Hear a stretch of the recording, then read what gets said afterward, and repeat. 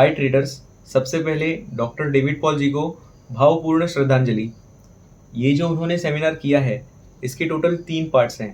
पहला आपको चैनल पे मिल जाएगा, ये दूसरा पार्ट है, और तीसरा आने वाले कुछ दिनों में आ जाएगा। ये इस सेमिनार के टॉपिक्स हैं। ये सारे टॉपिक्स ऐसे टॉपिक्स हैं जो एक जेन्युइन सक्सेसफुल ट्रेडर फॉलो करते हैं। कैसी उनकी मनी मैनेजमेंट होती है, कैसी उनकी थिंकिंग होती है, वो कैसे सोचते हैं, ये सारे टॉपिक्स वो फैक्ट्स हैं जो एक सक्सेसफुल ट्रेडर्स फॉलो करते हैं। और ये सारे खुद डॉक्टर डेविड पॉल जी ने भी फॉलो किए हैं।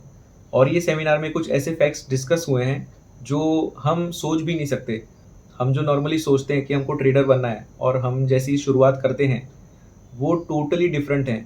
सक्सेसफुल ट्रेडर्स जो प्रोफेशनल्स हैं, जिन्होंने इंस्टीट्यूशनल ट्रेडिंग की है, उनकी थिंकिंग टोटली अलग लेवल पे होती है ना। और ये सब हम ये वीडियो पे आज देखने वाले हैं। मैंने जब ये ट्रेडर टॉम होगॉट का और डेविड पॉल जी का फर्स्ट पार्ट जब भी मैंने डाला था, मुझे बहुत सारे ट्रेडर्स ने पूछा ये डबिंग क्यों कर रहे हो। तो इसका रीज़न ये है, जब मैं ट्रेडिंग सीख रहा था तब मुझे अच्छे से इंग्लिश आती नहीं थी, और जो भी जेन्युइन मटेरियल अवेलेबल है वो सारा का सारा इंग्लिश लैंग्वेज में ही अवेलेबल है। तो ये जेन्युइन इन्फॉर्मेशन तक, जेन्युइन नॉलेज तक पहुंचने में मुझे काफ़ी टाइम लग गया। और बस ये जो मेरा टाइम वेस्ट हुआ है, मैं नहीं चाहता कि आप लोगों का भी सेम टाइम वेस्ट हो, ठीक है। ये इसलिए मैं ये कर रहा हूँ। और सबसे बड़ी बात तो ऐसी है कि आपको मालूम है कि ट्रेडिंग में 2 चीज़ें होती हैं। पहली ट्रेडिंग टाइम, दूसरी नो ट्रेडिंग टाइम। तो मैं ये जो चीज़ है मैं अपने वो नो ट्रेडिंग टाइम में कर रहा हूँ, ठीक है। तो ट्रेडर्स, ये सेमिनार के तीनों पार्ट को बहुत अच्छे से और ध्यान दे के सुनना है ना। एक एक लाइन बहुत अच्छे से और डीपली इसको समझना। सिर्फ ऐसे ना हो कि सुनो और यहाँ से घुसे और यहाँ से निकल जाए, ऐसे बिल्कुल नहीं होना चाहिए। हर एक चीज़ को, हर एक वाक्य को बहुत अच्छे से अपने कॉन्शियस माइंड में नहीं, अपने सब कॉन्शियस माइंड में उसको घुसा देना, ठीक है। उसके बाद आप देखोगे कि ट्रेडिंग में रिजल्ट्स अच्छे आएंगे। बस रियलिस्टिक एक्सपेक्टेशंस रखनी है। मुझे यह घोषणा करते हुए बहुत दुख हो रहा है कि मेरे मित्र और ट्रेडिंग मेंटर, न केवल मेरे बल्कि दुनिया भर के हज़ारों नहीं तो लाखों लोगों के मेंटर डॉक्टर डेविड पॉल का निधन हो गया है। डॉक्टर डेविड पॉल एक तरह के व्यक्ति थे। जिस वीडियो को मैं आपके साथ साझा करने जा रहा हूँ उसमें डेविड पॉल आपको ट्रेडिंग के साइकोलॉजी से ऐसे रूबरू कराएंगे जैसे आपने शायद ही पहले सुना हो। यह 2022 में लंदन प्राइस एक्शन सिम्पोजियम के दौरान रिकॉर्ड किया गया था, और मैंने और मेरे सहयोगियों ने फैसला किया है कि हम डेविड पॉल के सबक को दुनिया के लिए उपलब्ध कराना चाहते हैं ताकि वे इसे समझ सकें और इसे दुनिया के साथ साझा कर सकें। मेरे पास डेविड पॉल की ढेर सारी मज़ेदार यादें हैं। यहाँ एक सेमिनार की कुछ ब्लैक एंड वाइट तस्वीरें हैं जो हमने लैरी पेसावांतो के साथ की थी, जो बैठे हैं, और डेविड पॉल मेरे बगल में बाई ओर हैं। डेविड उन किरदारों में से एक थे जिन्हें आप आते हुए नहीं देख सकते। वह हमेशा विनम्र थे, लेकिन जब वे खड़े हुए और उन्होंने बात करना शुरू किया तो यह एक धार्मिक सम्मानित पुरोहित की तरह था। वह लोगों में जोश भर सकते थे, और जब वह बोलते थे लोग ध्यान देते थे। ऐसी थी उनकी शक्ति और अपने विषय के प्रति उनका दृढ़ विश्वास, एक ऐसा पेशा जिसे उन्होंने अपने जीवन के 40 वर्षों तक अपनाया था। वह हर मायने में एक सच्चे ट्रेडर थे। जब उन्हें निर्णायक होने की आवश्यकता होती थी तो चालक होते थे। जब उन्हें बहादुर और साहसी होने की आवश्यकता होती थी तब वे नुकसान उठाने में विनम्र होते थे। यह दिल की धड़कन है। डेविड, मैं तुम्हें याद करूँगा। तुम एक शानदार दोस्त थे, तुम एक महान ट्रेडर हो। मैं इसका गवाह रहा हूँ। जब हमने लंदन में एक साथ एक घर साझा किया तो आप वास्तव में जानते थे कि विनिंग पोजीशन को कब और कैसे बढ़ाना है, और मैं हमेशा उस सलाह को संजो कर रखूँगा जो आपने मुझे दी थी, जब आपने कहा था कि जब आप जीतते हैं तो सुनिश्चित करें कि आप बड़ी जीत हासिल करें, अपने विजेताओं को बढ़ाएं, और यही मैं अपने साथ ले जाऊंगा कई अन्य शानदार यादों के बीच जो हमने अपनी लगभग 20 वर्षों की दोस्ती में साझा की है। मेरे दोस्त, आपकी आत्मा को शांति मिले। Rest in peace, my friend. पिछले कई वर्षों में मैं कई अवसरों पर डेविड पॉल के साथ ट्रेडिंग इवेंट्स और कॉन्फ्रेंसेस में उपस्थित होने के लिए काफ़ी भाग्यशाली रहा हूँ। और आप में से मेरे जैसे लोग कभी भी उन्हें प्रेजेंटेशन देते हुए सुनने के लिए भाग्यशाली रहे हैं, उनके लिए शायद कुछ चीज़ें हैं जो आपके दिमाग में चिपक जाएंगी। इसलिए मेरे लिए जो चीज़ें मैंने हमेशा उनके द्वारा दिए गए किसी भी प्रेजेंटेशन से ली है, वह एक ऐसे व्यक्ति थे जो स्पष्ट रूप से उन अनोखे व्यक्तियों में से एक थे जिन्होंने वास्तव में जो किया उसे प्यार किया और जिया। वह स्पष्ट रूप से आश्चर्यजनक रूप से ज्ञानी थे, सभी चीज़ों में, ट्रेडिंग और मार्केट्स में उच्च स्तर की एक्सपर्टीज़ रखते थे। और डेविड, आप जानते हैं, मेरे पास एक साझा जुनून था। मुझे लगता है कि ट्रेडिंग मनोविज्ञान के लिए, लेकिन उन चीज़ों में से एक जिसे मैं हमेशा उनके बारे में याद रखूँगा, और मुझे यकीन है कि आप में से कई लोग वही होंगे, वह एक बहुत ही अनोखा विनोदी व्यक्ति था जो वह अपने प्रेजेंटेशन में लाते थे और अपने संदेशों को देने का एक तरीका बहुत ही यादगार तरीके से, और एक आदमी स्पष्ट रूप से बहुत बुद्धिमान और उसके साथ एक वास्तविक तेज बुद्धि के साथ, जो कि डेविड का एक महत्वपूर्ण हिस्सा होगा जो मेरे साथ हमेशा रहेगा। और मुझे लगता है कि डेविड अब हमारे साथ क्यों नहीं है। वह एक ऐसे व्यक्ति हैं जो लंबे समय से बाज़ारों से जुड़े रहे हैं, और मुझे लगता है कि वह अपनी शिक्षाओं और अपने कामों में एक विरासत छोड़कर जा रहे हैं जिसे लोग अभी भी प्राप्त कर सकेंगे। और कई लोग भाग्यशाली रहे हैं कि उन्हें डेविड की शिक्षाओं से लाभ मिला है जब वह हमारे साथ थे, और मुझे उम्मीद है कि वह उस विरासत से प्रसन्न होंगे जो उन्होंने हम सभी के लिए शिक्षाओं और अपने काम में छोड़ी है, जिससे लोग आगे बढ़ने के लिए सीखना जारी रख सकते हैं। Well, good afternoon, everyone. I hope you had a good lunch. सभी को शुभ दोपहर। मुझे आशा है कि आपने अच्छा लंच किया होगा। मुझे नहीं पता कि मुझे शुरू करना चाहिए या नहीं, लेकिन मुझे लगता है कि हमारा बल्लेबाज टॉम देर से आ रहा है। शुक्रवार दोपहर को यहाँ कौन नहीं था? कोई भी? ओ, काफ़ी लोग नहीं थे जो शुक्रवार को यहाँ नहीं थे। ठीक है, मुझे कुछ हद तक कॉमेडियन जैसा महसूस हो रहा है जो डांसिंग गर्ल्स के बाद आता है। पिछले कुछ दिनों में हमारे द्वारा की गई प्रेजेंटेशंस के बाद वे बहुत अच्छी जानकारी दे रहे हैं। यह सब मेरे लिए लगभग 40 साल पहले शुरू हुआ था। कुछ समय पहले जब मैं रग्बी खेलने के लिए दक्षिण अफ्रीका गया था, और मैं जोहान्सबर्ग के बाहर बियर रिसर्च लेबोरेटरीज़ में एक कार्यालय में काम करता था, और मैं एक बूढ़े साथी के साथ इस कार्यालय का निर्माण कर रहा था जिसने कॉर्नवॉल में अपना जीवन शुरू किया था, लेकिन वह लंबे समय से अफ्रीका में था। वह बहुत पहले मर चुका है, और हर दिन उसकी एक दिनचर्या थी जहां वह कार्यालय के कोने में जाता था जहां इंजीनियरिंग चित्र एक बड़ी फाइलिंग कैबिनेट में लटके हुए हैं। वह चित्र लेता है, उसे अपने ड्राइंग बोर्ड पर रखता है, उसे एक सेट स्क्वायर और मास्किंग टेप के साथ पंक्तिबद्ध करता है, और ईरान डेली मेल से वह दिन का हाई, दिन का लो, दिन का क्लोज और ट्रेडिंग के वॉल्यूम को अपडेट करता है, और हर दिन वह लगभग 50 चार्ट अपडेट करता है। जोहान्सबर्ग स्टॉक एक्सचेंज पर नज़र रख रहा था।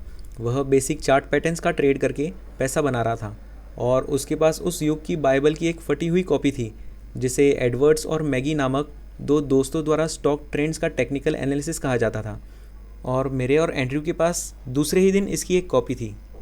मैंने उसे देखा और मैंने कुछ पैसे बचाए, और अप्रैल 1981 और अक्टूबर 1982 के बीच, और मैंने अपना पहला ट्रेड किया। यह दक्षिण अफ्रीकी शराब बनाने वाली कंपनियों पर एक ट्रेड था जिसे अब NBEV कहा जाता है, और यह एक जीतने वाला ट्रेड था। और वे कहते हैं, अगर आपके पिता आपको मछली पकड़ने ले जाते हैं और आप पहली सुबह एक मछली पकड़ लेते हैं, तो क्या आप अपने जीवन के बाकी समय मछली पकड़ेंगे? तो मेरे साथ बिल्कुल ऐसा ही हुआ। मैंने 1988 तक अपने दम पर ट्रेडिंग की, और 1988 में मेरे पास एक बड़ी मर्सिडीज़ बेंज थी जो मेरे बियर कंपनी के रिसर्च और डेवलपमेंट ऑफिसर से भी बड़ी थी, और इससे वह गंभीर रूप से नाराज़ हो गए। तो एक गोल्ड स्टॉक है, इसे अब सिबानिये नहीं कहा जाता है, लेकिन इससे पहले इसे सिबानिये कहा जाता था। उनकी कंपनी में से एक ने ख़रीदा था, एक माइनिंग कंपनी थी जिसे रेनफोंटिना स्टेट्स कहा जाता था, और इंट्राडे ट्रेडिंग से पहले के युग में मैंने रेनफोंटिना स्टेट्स को छोड़कर दूसरे कंपनी में ट्रेड किया जिसका नाम हार्मोनी गोल्ड माइंस था। कभी ऊपर कभी नीचे, एंट्रीज और एग्जिट्स और मैंने अपना पहला घोड़ा खरीदा। उस कमाई पर हार्मनी गोल्ड माइन से नए संसाधन का भुगतान किया लगभग 1985 में, और इससे मेरी पत्नी गंभीर रूप से परेशान हो गई क्योंकि मैंने घर का भुगतान करने के बजाय घोड़े पर पैसा खर्च किया। फिर अगले ही साल मैंने अपने घर का भुगतान कर दिया क्योंकि वह परेशान थी। फिर मैंने 1988 में बियर्स कंपनी को रेजिग्नेशन दे दिया, अपने दम पर ट्रेडिंग की। मुझे एक इंजीनियरिंग कंपनी में भी दिलचस्पी थी और मैंने अपने इंजीनियरिंग कंपनी को टेक्सास के स्मिथ माइनिंग को बेच दिया, मुझे लगता है कि 1992 में। और मैंने 1988 में स्टॉक मार्केट में अपना पहला सेमिनार किया और यह इतना अच्छा रहा कि दक्षिण अफ्रीका के टेक्निकल एनालिसिस सोसाइटी ने मुझे केप टाउन में स्टेलनबॉश विश्वविद्यालय में एक दिन का सेमिनार करने के लिए कहा, और मैंने अपना पहला सेमिनार ठीक इसी तरह के ऑडिटोरियम में 1989 में किया। पिछले कई वर्षों में मैंने इंस्टीट्यूशनल ट्रेडिंग में बहुत अधिक काम किया है, और पिछले कई वर्षों में मैंने इंस्टीट्यूशनल ट्रेनिंग में भी बहुत अधिक काम किया है, और मैंने दुनिया के सबसे बड़े बैंकों को प्रशिक्षित किया है, विशेष रूप से अफ्रीका में, विशेष रूप से दक्षिण पूर्व एशिया में। और मुझे लगता है ऐसा इसलिए था क्योंकि स्टैंडर्ड चार्टर्ड अफ्रीका जाने के लिए किसी और को नहीं ला सका, इसलिए उन्होंने मुझे भेजा। यह बहुत अच्छा था, और वे पाकिस्तान को प्रशिक्षित करने के लिए किसी और को नहीं ला सके, इसलिए उन्होंने मुझे भेजा। लेकिन उन्होंने मुझसे कहा मुझे अपना नाम डेविड से विलियम में बदलना होगा क्योंकि डेविड बहुत यहूदी लगता है। तो मैंने अपना नाम बदला और मैं वहाँ गया। So they reckon that wouldn't be a good idea in Pakistan. And I mean, उन्होंने सोचा कि पाकिस्तान में यह एक अच्छा विचार होगा, और मेरा मतलब है कि यह एक शानदार दौर था दोस्तों। मैं टॉम से लगभग 2005 में मिला था, हमने एक साथ काम किया, और फिर मैं वेक्टर वेस्ट पर आ पहुंचा, जिसे मैं अब यूके में प्रमोट करता हूं। मैंने वेक्टर वेस्ट से शुरुआत की और इसे दक्षिण अफ्रीका में खोला। हम कुछ भी नहीं से तुलनात्मक रूप से जल्दी एक बड़ी कंपनी बन गए। और एक समय दक्षिण अफ्रीका में वेक्टर वेस्ट ब्रिटेन में वेक्टर वेस्ट से 5 गुना बड़ा था। ऐसा नहीं होना चाहिए।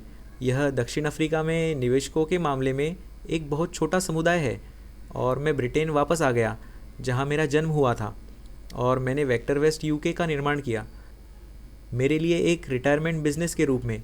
इन दिनों यह एक बहुत बड़ी कंपनी है, और मैं इसके बारे में दोपहर में थोड़ी बात करूंगा एकेडमिक बैकग्राउंड के संदर्भ में।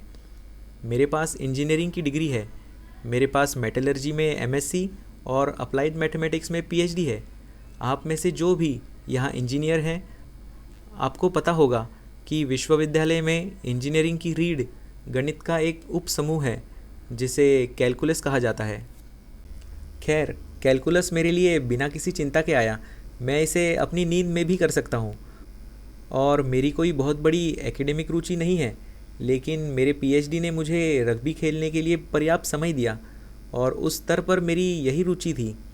ये सभी एकेडमिक चीज़ें आपकी बहुत मदद नहीं करती है, और बाज़ारों से पैसा निकालना, और जो चीज़ मैंने की है उससे मुझे बाज़ारों से पैसा निकालने में सबसे ज़्यादा मदद मिली है। मेरी युवावस्था में मैं दुनिया के सबसे महान संगठन में एक अधिकारी था।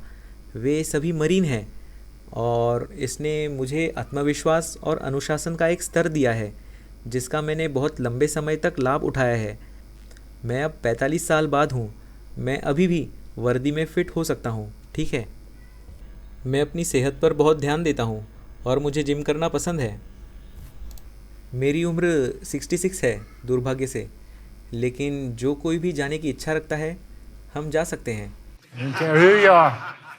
मुझे परवाह नहीं कि आप कौन हैं, ठीक है। तो यह मैं हूँ दोस्तों। आज सुबह विभिन्न प्रकार के ट्रेड करने वाले लोगों से बहुत सारे प्रश्न पूछे गए, और 40 वर्षों के बाद मेरा निष्कर्ष यह है कि हम वास्तव में किसी भी बाज़ार में ट्रेड नहीं कर सकते हैं। हम बाज़ारों के बारे में अपनी मान्यताओं के अनुसार ट्रेड करते हैं, और बाज़ारों के बारे में हर किसी की मान्यता थोड़ी बहुत और कभी कभी बाज़ार की दृष्टि से भिन्न होती है। और आपको केवल जैक स्वैगर्ट्स की पुस्तक पढ़नी चाहिए, जिसमें दर्जनों और दर्जनों सफल ट्रेडर्स हैं जिन्होंने ढेर सारा पैसा कमाया है, और उन सभी की बाज़ारों के बारे में पूरी तरह से अलग अलग मान्यताएं हैं। तो आपका उद्देश्य कुछ ऐसा खोजना है जो आपको सूट करे।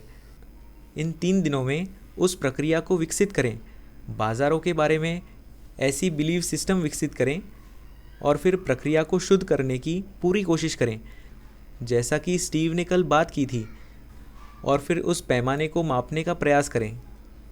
तो इन सब से आपको व्यक्तिगत रूप से बहुत सारा काम करना है, कुछ ऐसा ढूंढना है जो आपके अनुकूल हो, और दुर्भाग्य से इसे लागू करना एक कठिन काम है और कोई भी आपके लिए ऐसा नहीं कर सकता है। यह ऐसा है जैसे मैं आपके लिए पुशअप्स कर रहा हूँ। आपको अपने पुशअप्स खुद ही करने होंगे। क्या मैं सही हूँ? ठीक है, कोई कमी नहीं है, इसके आसपास कोई रास्ता नहीं है। ठीक है। लैरी पिछले कई वर्षों से मेरे लिए एक महान मार्गदर्शक रहे हैं।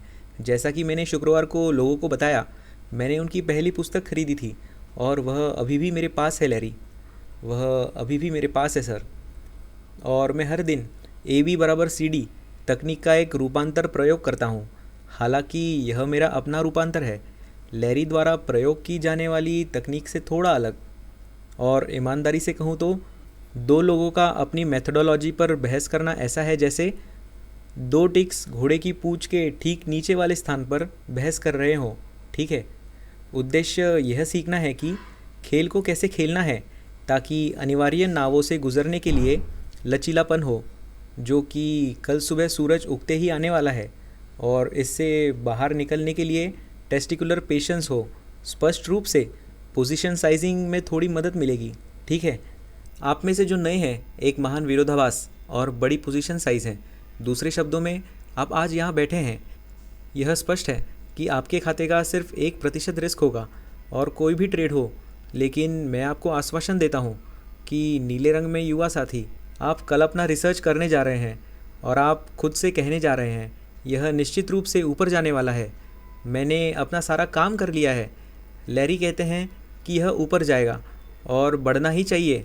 इसलिए आप बहुत गहरे स्तर पर अपने आप से कहते हैं, ठीक है, अगर यह ऊपर जाने वाला है तो चलो एक बड़ा दाव लगाते हैं। You give me too much credit. I love that part. चलो एक बड़ा दाव लगाते हैं। चलो धन बटोरने की रफ्तार में तेज़ी लाते हैं। इसलिए आप एक बड़ा दाव लगाते हैं। मैं इस बारे में बोलता हूँ। मैं एक वेबकास्टर वेक्टरवेस्ट सब्सक्राइब करता हूँ हर सोमवार दोपहर, और सप्ताह के दौरान वीडियो। सभी दूरदर्शी मुझे बोर नहीं लगते, हमेशा रिस्क रिस्क रिस्क के बारे में बात करते हैं। हे भगवान, मैं सही हूँ। रिस्क रिस्क रिस्क रिस्क, और कभी कभी मैं इसके बारे में बोर होता हूँ। मुझे पता है कि विशेष रूप से जब बाज़ार हिंसक हो रहे हैं, लेकिन हमारे पास एक आदमी है। मेरे पसंदीदा शेयरों में से एक प्लैटिनम है। यह रस्टनबर्ग के ठीक बाहर है। मैं खदान को अच्छी तरह से जानता हूँ। मैं लोगों को अच्छी तरह से जानता हूँ। मैं अपने घोड़े को काठी लगा सकता हूँ और मैं सवारी कर सकता हूँ। यदि ऐसा होता है तो यह जो कहता है कि इस वर्ष के अंत तक हो जाएगा, यह अपने शेयर प्राइस का 80% हो जाएगा। बैंक में कैश पर होगा। यह 5 के प्राइस टू अर्निंग रेशो पर है। लेकिन जो कोई भी कुछ समय से इस पर है, आप जानते हैं कि कुछ भी हो सकता है। ठीक है। यह अफ्रीका है। इस्कॉम उन्हें बिजली नहीं देता है। कुछ बेवकूफ़ शाफ्ट के नीचे एक ट्रॉली गिरा देते हैं, यह भर जाता है। एक ट्रॉली उस शाफ्ट के नीचे। ठीक है। तो कुछ भी हो सकता है। तो उसने क्या किया? उसने अपने पूरे लगभग 6 लाख पाउंड को एक स्टॉक में डाल दिया, मेरे द्वारा हर सोमवार दोपहर को रिस्क के बारे में बात करने के बाद।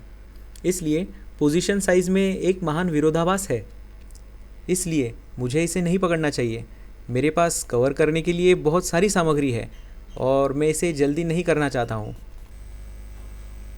ये है रॉयल मरीन के 4 मुख्य वैल्यूज़। हाँ, निस्वार्थता, दृढ़ संकल्प, साहस, और नंबर 4 काफ़ी महत्वपूर्ण, विपरीत परिस्थितियों में प्रसन्नता। अब कल दोपहर थॉमस स्टीव, सफल और लगातार जीतने वाले ट्रेडर के पास जो प्रमुख विश्वास होने चाहिए, टॉम, वह मेरा कल के प्रश्न का उत्तर था। 3 मुख्य विश्वास। पहला विश्वास, बाज़ारों में पैसा कमाया जा सकता है। क्या आप सभी इसे मानते हैं? खैर, वहाँ एक पूरा उद्योग है जो कह रहा है कि आप ऐसा नहीं कर सकते। इसे एसेट मैनेजमेंट बिजनेस कहा जाता है। वे कह रहे हैं, हमें आपका पैसा चाहिए। ठीक है। वेक्टर वेस्ट में अक्सर ब्रोकर हमारे पास आते हैं। वे चाहते हैं कि मैं उनके लिए क्लाइंट्स की सिफारिश करूं, और वे हमें धोखा देते हैं और कहते हैं कि वे ऐसे क्लाइंट की तलाश में हैं जो खुद कोशिश करके गड़बड़ कर दें, और फिर ब्रोकर ज़्यादा से ज़्यादा अपना पैसा ले लें। यही वे चाहते हैं। इसलिए इस पूरे उद्योग को आपको यह बताने का समय आ गया है कि आप बाज़ारों में पैसा नहीं कमा सकते। दूसरा विश्वास यह है कि मैं बाज़ारों में पैसा कमा सकता हूँ, और इसके लिए थोड़ा काम करना होगा, क्योंकि बाज़ार हर दूसरे दिन आपको यह साबित करने के लिए अपनी मूर्खता करेगा कि आप नहीं कर सकते। और तीसरा विश्वास, और फिर मैं बाज़ारों में पैसा बनाने का हकदार हूँ और मैं इसमें आपकी मदद कर सकता हूँ। लेकिन मुझे लगता है कि शायद आपकी माँ आपके लिए एक बेहतर होंगी कि आप जाकर उनसे बात करें, और शायद आपको शौचालय में बंद करने वाला कठोर प्रशिक्षण दिया गया हो। मुझे नहीं पता, ठीक है। लेकिन आत्मसम्मान की पूरी अवधारणा वास्तव में बहुत महत्वपूर्ण है, और यदि आप यहाँ कोने में वाटरस्टोन नहीं जा रहे हैं तो उनके पास आत्मसम्मान पर पुस्तकों की एक पूरी पंक्ति है, और मैं कल्पना नहीं कर सकता। वे परोपकारी हैं, वे वहाँ हैं क्योंकि बहुत से लोग उन्हें खरीद रहे हैं, इसलिए यह मेरा सबसे अच्छा प्रयास है। टॉम ने कल स्टीव को जो सवाल भेजा था, तो मैं जो करता हूँ मैं अच्छा करता हूँ। मैं इन दिनों इंट्राडे ट्रेड कर रहा हूँ, ज़्यादातर S&P 500 में। मैं आज फॉरेक्स में ट्रेड कर रहा था और मैंने फॉरेक्स को नहीं छोड़ा है। जब मैं वेक्टर वेस्ट क्लाइंट से बात कर रहा हूँ तो S&P 500 में ट्रेड करने वाले स्टॉक्स मार्केट के साथ तालमेल में हैं, और यह बहुत हद तक समझ में आता है, ठीक है। तो मैं 2 में से 10 दिनों तक चलने वाले स्टॉक्स, फॉरेक्स और फ्यूचर्स, कोर ट्रेड मतलब 2 से 6 महीने तक चलने वाले स्टॉक्स में स्विंग ट्रेड करता हूँ। मैं वेक्टर वेस्ट सब्सक्राइबर्स के लिए एक पोर्टफोलियो मैनेज करता हूँ, और मैं जो भी ट्रेड करता हूँ वह वहाँ होता है, इस टेलीग्राम ग्रुप में, अलग अलग टाइम फ्रेम में, और फिर अंत में पेंशन स्टॉक पोर्टफोलियो के लिए यील्ड पर ध्यान केंद्रित करते हुए। कल रात डिनर पर हमने इस बात पर चर्चा की कि आपके खाते में इतना पैसा होना चाहिए कि आप रिटायर होकर ट्रेडिंग कर सकें। और जब मैंने शुरुआत की थी तब से ही मैंने अपने प्रॉफिट से मिले स्पेकुलेटिव अकाउंट के पैसे को एक लॉन्ग टर्म अकाउंट में डाल दिया करता था, जो कि यील्ड पर केंद्रित था। मुझे दक्षिण अफ्रीका में आर्थिक रूप से स्वतंत्र होने में लगभग 7 से 8 साल लग गए। दूसरे शब्दों में, अगर मैं ट्रेडिंग नहीं करता तो मेरे पास वास्तव में मेरे सभी खर्चों को कवर करने के लिए पर्याप्त यील्ड आती रहती। और जब मैं यूके वापस आया तो मैंने वही काम शुरू किया। इसलिए मैंने हर साल जो भी मैं कमाता हूँ उसका लगभग 50% एक लॉन्ग टर्म अकाउंट में डाल दिया है, और मेरे पास अब ऐसे स्टॉक हैं जो मुझे 15% डिविडेंड यील्ड दे रहे हैं, और मैंने उन्हें केवल 2 या 3 साल तक ही अपने पास रखा है, और वेक्टर वेस्ट इसी काम में बहुत अच्छा है।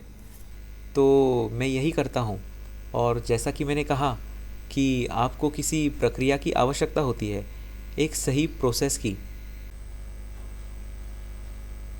और फिर आपको उस प्रोसेस का पालन करने के लिए अनुशासन विकसित करने की आवश्यकता होती है, अच्छे और बुरे समय में। और यही माइक टाइसन का इस बारे में कहना है कि हर किसी के पास एक योजना होती है जब तक कि आपको मुंह पर तमाचा ना पड़ जाए। दुर्भाग्य से दोस्तों, दुर्भाग्य से। और यह कई वर्षों का मेरा अनुभव है कि 1 या 2 खराब ट्रेड्स के बाद हर कोई बदल जाता है। हमारा रिजल्ट्स के प्रति झुकाव, और वास्तव में इससे पहले जो खराब सेटअप अच्छा काम करता था ट्रेडिंग में, हम उसे फिर से जोड़ देते हैं। मैं हमेशा कहूँगा कि हमें अच्छे और बुरे समय में नियमों का एक सरल सेट का पालन करना है। इसमें बहुत प्रयास लगता है। अच्छे और बुरे समय में नियमों के उन सरल सेट का पालन करने के लिए बहुत ज़्यादा प्रयास लगता है। और मुझे उम्मीद है कि शुक्रवार को लैरी और टॉम ने जो लाइव ट्रेडिंग की उससे मदद मिलेगी। मैं थोड़ी देर बाद इस बारे में बात करने की कोशिश करने जा रहा हूँ कि उस अनुशासन का निर्माण कैसे किया जाए। यह उन फिल्मों में से एक है जो मैंने कभी देखी है। यह $1 मिलियन बेबी है। क्या आपको $1 मिलियन बेबी में हिलरी स्वैंक याद है? क्लिंट ईस्टवुड की फिल्म। इसे उसके लिए ऑस्कर मिला था। क्लिंट ईस्टवुड 92 साल की उम्र में बहुत प्रेरक साथी हैं। वह वास्तव में अपने जीवन के पिछले काम का निर्माण कर रहे हैं। जब वह एक नौजवान थे तब बनाई गई फिल्में बकवास थी, पूरी तरह से बकवास। लेकिन पिछले कुछ वर्षों में बनाई गई फिल्में मेरी विनम्र राय में काफ़ी शानदार रही हैं। तो हिलरी स्वैंक पुराने बॉक्सिंग बैग पर काम कर रही थी और वह अपने जिम में एक महिला नहीं चाहता था और उसे वह अद्भुत क्लिंट ईस्टवुड घूर रहे थे। आप जानते हैं कि घूरना क्या है? और उसने उससे कहा, क्या आप बैग पर काम कर रहे हैं या बैग आप पर काम कर रहा है? मैं कभी नहीं भूलूंगा। मैं यह बात अपने आप से कहता हूँ। यह पहली बात है जो मैं हर सुबह कहता हूँ जब मैं ट्रेडिंग स्क्रीन के पास जाता हूँ। ठीक है, क्या आप बैग पर काम कर रहे हैं या बैग आप पर काम कर रहा है? दूसरे शब्दों में, क्या आप प्रतिक्रिया कर रहे हैं या आप बैठे हैं और तैयारी कर रहे हैं और इंतज़ार कर रहे हैं?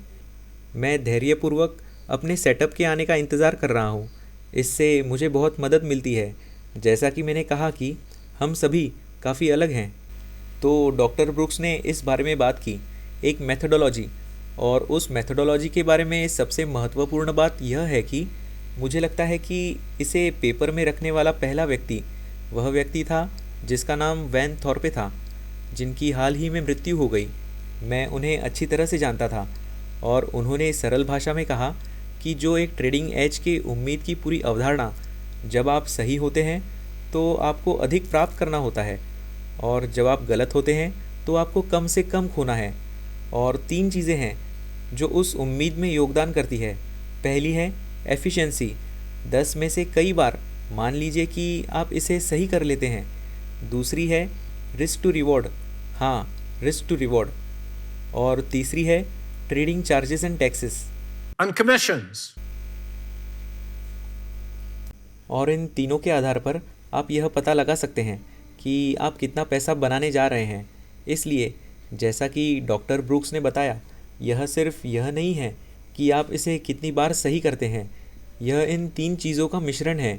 और मार्टी ज़्वेक को रिपीट करते हुए उन्होंने बहुत खूबसूरती से कहा कि मैंने 2 बच्चों को शेयर बाज़ार ट्रेडिंग सिखाई। दुर्भाग्य से वे ब्रोकर के बच्चे थे, इसलिए एक्सपेंसेस और ट्रेडिंग चार्जेस बहुत बढ़ गए। खासकर यदि आप एक शॉर्ट टर्म ट्रेडर हैं तो 3 चीज़ें हैं। आपको उम्मीदों को ध्यान में रखना होगा और वास्तव में मानसिक स्तर पर अधिकांश लोग केवल उस संख्या के बारे में सोचते हैं कि कितनी बार वे सही रहे हैं, मतलब कितने नंबर ऑफ प्रॉफिटेबल ट्रेड्स हुए हैं। और लेकिन वे रिवॉर्ड के बारे में नहीं सोचते हैं, ट्रेडिंग चार्जेस के बारे में नहीं सोचते हैं। ठीक है, आपको अपने पैसे को बहुत अच्छी तरह से मैनेज करने की आवश्यकता है। और मैं विनिंग पोजीशंस में और क्वांटिटीज़ जोड़ने के लिए एक मामला बनाने जा रहा हूँ। और स्पष्ट रूप से हमें खुद को बहुत अच्छी तरह से मैनेज करना होगा। और स्पष्ट रूप से स्टीव ने इससे कहीं अधिक पेशेवर तरीके से इसे संभाला है जितना मैं कर सकता हूँ, लेकिन मैं आपको उस पर अपने विचार देने जा रहा हूँ। तो मान ले कि हमारे पास एक ट्रेडिंग सिस्टम है। क्या यहाँ कोई ट्रेंड फॉलोअर है? क्या यहाँ साधारण पुराने ज़माने का कोई ट्रेंड फॉलोअर है? 21 दिन का हाई लेवल ख़रीदना, 55 दिन का हाई लेवल ख़रीदना, यह काम करता है। क्योंकि यदि आप वह व्यक्ति हैं जो बॉस्टन रेड सॉक्स शेयर के मालिक हैं और वही व्यक्ति लिवरपूल फुटबॉल क्लब शेयर के मालिक हैं। मैं जॉन हेनरी से मिला, उसने एक ट्रेंड फॉलोअर के रूप में अपना पैसा कमाया और एक छोटी सी किताब है जिसे ट्रेंड फॉलोइंग की छोटी किताब कहा जाता है। मुझे लगता है कि यह माइकल कोवेल द्वारा लिखी गई थी और वह 20 या 30 लोगों को एक साथ रखता था जिन्होंने सिर्फ ट्रेंड फॉलोइंग करके संपत्ति बनाई है। वैसे उनकी एफिशिएंसी 50% से भी कम है। वास्तव में 38% समय वे सही होते हैं, बाकी समय वे इधर उधर भटक जाते हैं। लेकिन यह एक बहुत ही प्रॉफिटेबल सिस्टम है क्योंकि जब आप सही होते हैं तो आप बहुत अधिक कमा सकते हैं, जबकि जब आप गलत होते हैं तो कम रिस्क लेते हैं। भावनात्मक रूप से बहुत बहुत मुश्किल। स्विंग ट्रेडर्स इसे सही कर सकते हैं। मान ले कि 60% समय, जैसा कि डॉक्टर ब्रुक्स ने कुछ समय पहले कहा था। और मुझे लगता है कि यदि आप शेयर बाज़ार में हैं और आप एक मजबूत ट्रेडिंग एज खेलते हैं तो आप निश्चित रूप से इसे सही कर सकते हैं। मुझे लगता है कि लगभग 70% समय। और शेयर बाज़ार में मैं एक पद्धति का पालन करता हूँ जो मोटे तौर पर बाज़ार के 2 जादूगरों के समान है। बिल ओ'नील। क्या आप बिल ओ'नील को जानते हैं लैरी? मैं उन्हें बहुत अच्छी तरह से जानता हूँ। हाँ, उनका दूसरे दिन जन्मदिन था। मैंने उन्हें और उसके शिष्य डेविड रायन को एक कार्ड भेजा जहाँ हमने एक मजबूत अर्निंग ग्रोथ और एक मजबूत ट्रेंड को एक साथ रखा, और यह मेरे लिए बहुत लंबे समय तक काम करता रहा है और यह वेक्टर वेस्ट पद्धति का आधार है। तो यह इतना मुश्किल क्यों है? मैंने लैरी के काम को सविस्तार से पढ़ा है, इस पर बहुत विस्तार से बात की है, लेकिन यह आपको एक बहुत ही बुनियादी विचार देने के लिए है कि आपका दिमाग कैसे चालित चल सकता है। तो मान लीजिए कि आपके पास एक ट्रेंड फॉलोइंग सिस्टम है और यह सही है 10 में से 5 बार। क्या आप सभी इस बात से सहमत होंगे? यदि आप सही होने पर 2 गुना कमाते हैं जितना आप 5 बार गलत होने पर खोते हैं, 5 गुना 2 माइनस 5 गुना 1 5 है, जिससे आपके 50 पाउंड बनने चाहिए। अगर आपने हर ट्रेड पर 10 पाउंड का रिस्क लिया है तो हर जीतने वाले ट्रेड पर आप 20 पाउंड बनाएंगे। क्या आप सहमत होंगे? 5 गुना 2 10 होते हैं, 5 गुना 1 5 होते हैं, इसलिए आप 10 में से 5 बनाते हैं। आपके पास एक सकारात्मक ट्रेडिंग सिस्टम है, इसलिए यह बहुत प्रॉफिटेबल हो सकती है। लेकिन दोस्तों, एक बुरे की संभावना आधी है। क्या आप सहमत होंगे? नहीं ना? यह वास्तव में गणितीय रूप से चुनौतीपूर्ण है, क्योंकि ट्रेडिंग पर चार्जेस भी लगने वाले हैं। लगातार 2 लॉस वाले ट्रेड्स की संभावना क्या है? आधा गुना आधा, जो 1/4 हैं, 1/4। बस कुछ सिक्के उछालें और आपको यह पता चल जाएगा, 1/4। लगातार 3 लॉस वाले ट्रेड्स की संभावना क्या है? बस हर 8 ट्रेड में आपके पास लगातार 3 लॉस वाले ट्रेड्स हैं। यह एक गणितीय निश्चितता है। हर 16 ट्रेड्स में लगातार लॉस वाले ट्रेड्स, हर 32 ट्रेड्स में लगातार लॉस वाले ट्रेड्स। क्या आप लगातार 5 लॉस वाले ट्रेड्स के बाद बिना किसी डर या हिचकिचाहट के अपना सिस्टम लगा सकते हैं? और यह 10 में से 5 वास्तव में एक अच्छा ट्रेंड फॉलोइंग सिस्टम है, इसलिए आपको लॉस ट्रेड्स के समूह मिले, और काफ़ी ईमानदारी से यह बुरी किस्मत के समूह नहीं हैं जो वास्तव में आपको पकड़ते हैं। यह मानते हुए कि आपके पास एक उचित पोजीशन साइज़ है, यह अच्छी किस्मत के समूह हैं जो आपको पकड़ते हैं। क्योंकि मुझे लगता है कि मार्क डगलस इस बारे में लिखते हैं। वे कहते हैं कि आपके कानों के बीच आपके पास यह छोटी सी चीज़ है, दिमाग के अंदर, पिट्यूटरी ग्लैंड, और यह सभी भावनाओं के लिए जिम्मेदार है, हर एक के लिए। तो वह आदमी कौन था जो उस दोपहर सेमिनार में अपने पत्नी से प्यार कर रहा था? In the seminar. Was that you? Well, we had a guy who was, let's say, on the job in the seminar. And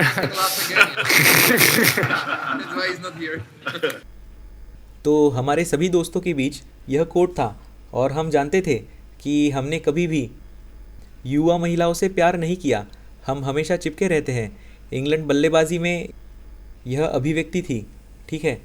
तो चलिए मैं उस बात को भूल जाता हूँ।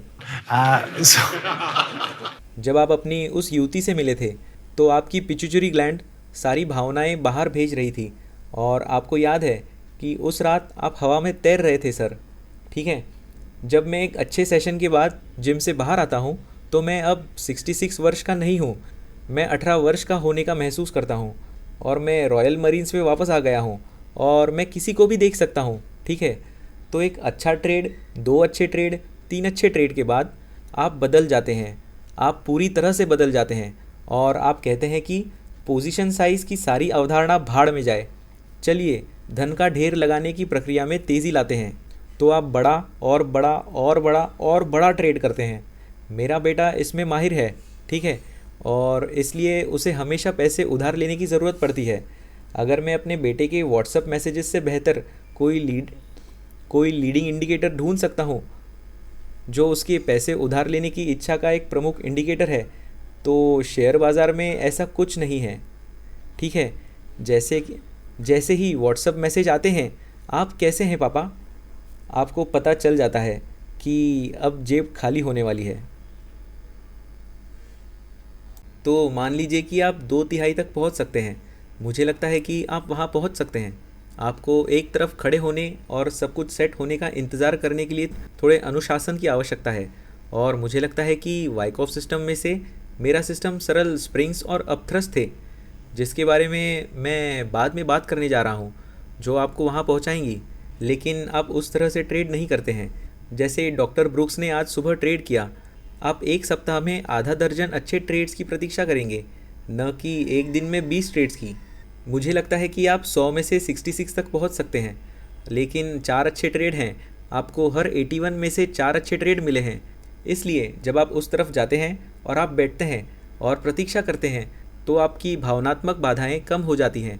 इसलिए यदि आप अपने हाथों पर हाथ धरे बैठकर प्रतीक्षा कर सकते हैं, तो इसे एग्जीक्यूट करना बहुत आसान हो जाता है, क्योंकि दुर्भाग्य के लॉस के ट्रेड के समूह दूर हो जाते हैं।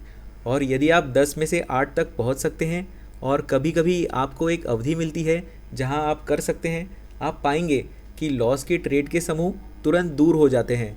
इसलिए ये लॉस के ट्रेड के समूह वास्तव में ठीक है। अब यह कहना बहुत ही प्रलोभन भरा है कि ये चीज़ें हर किसी के साथ होती है। आप सोचेंगे और कहेंगे कि मेरे साथ नहीं होती, लेकिन मैं आपको विश्वास दिलाता हूँ, ऐसा होता है, ठीक है। और यह एक अकाउंट है। मुझे नहीं पता कि टॉम यहाँ है या नहीं, लेकिन जब टॉम नीचे आया, टॉम, जब तुम नेट बैंक में मुझसे मिलने आए थे, तो उस समय को याद करो।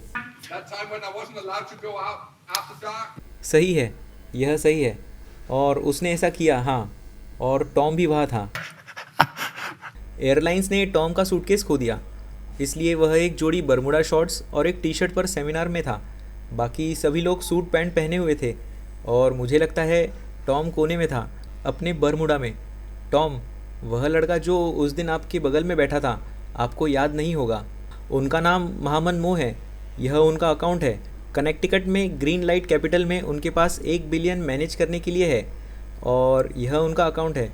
और आप देख सकते हैं कि वहाँ प्रॉफिट ट्रेड के समूह के साथ साथ लॉस ट्रेड के समूह भी आ रहे हैं। 2019 में उनका प्रदर्शन 42% ऊपर था। वे बहुत अच्छे इंसान हैं। उनकी कंपनी में मेरे बेटे ने काम किया था। उसके बाद उसने अपनी कंपनी शुरू की, और 32 के बाद लगातार 5 लॉस वाले ट्रेड। इन समूह को अवॉइड करना इम्पॉसिबल है। मार्क डगलस के डर ये हैं: गलत होने का डर, पैसा खोने का डर, अपॉर्चुनिटी खोने का डर, और पैसे को टेबल पर छोड़ देने का डर।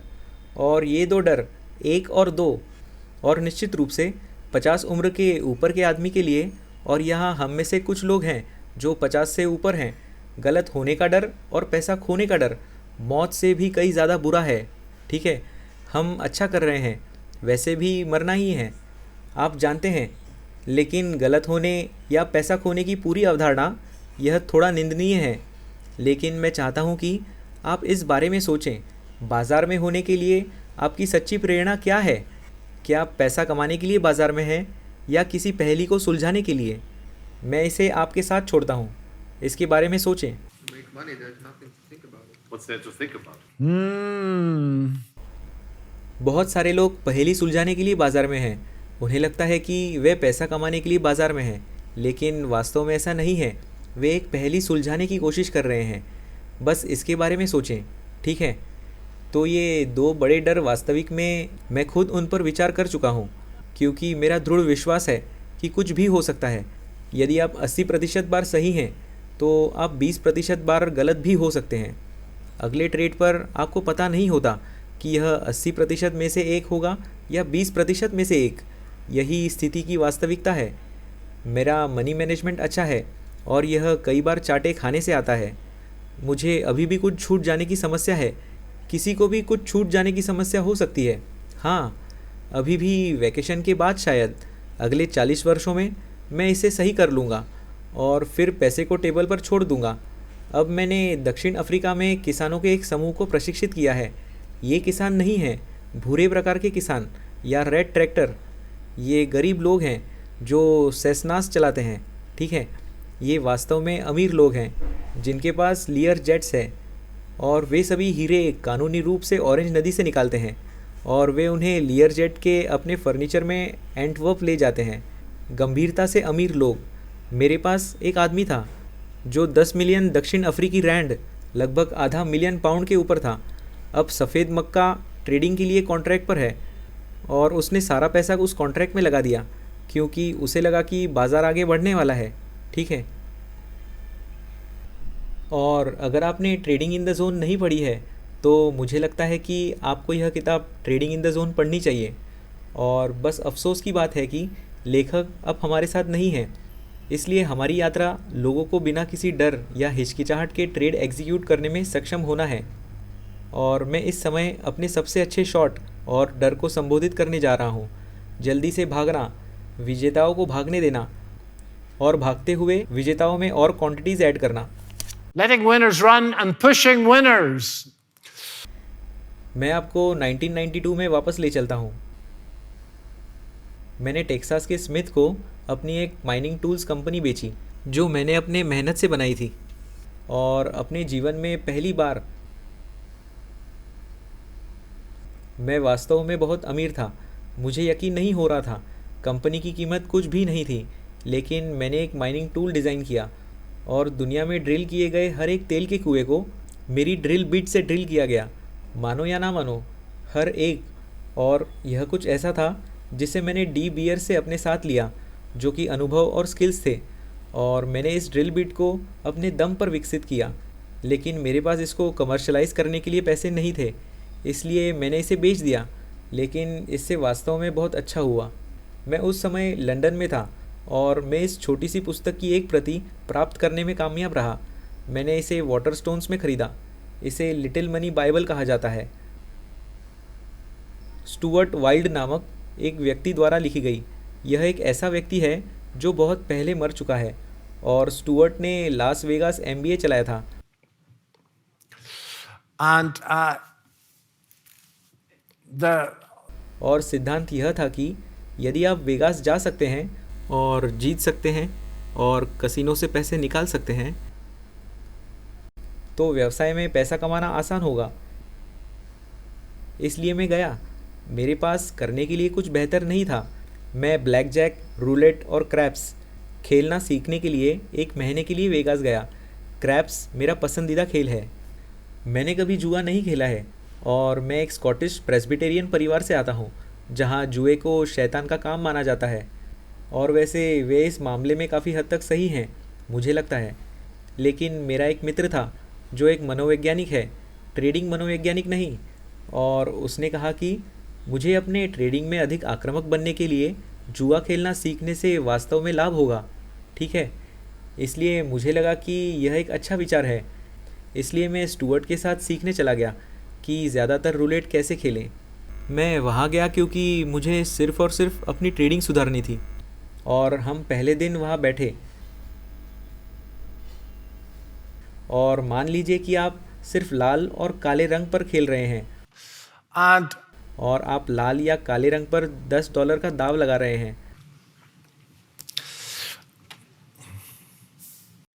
और आप $10 का दाव लगाते हैं और $10 बनाते हैं और आपको लगातार अगर 7 जीतने वाले ट्रेड मिलते हैं तो आप मात्र $70 बनाते हैं, ठीक है।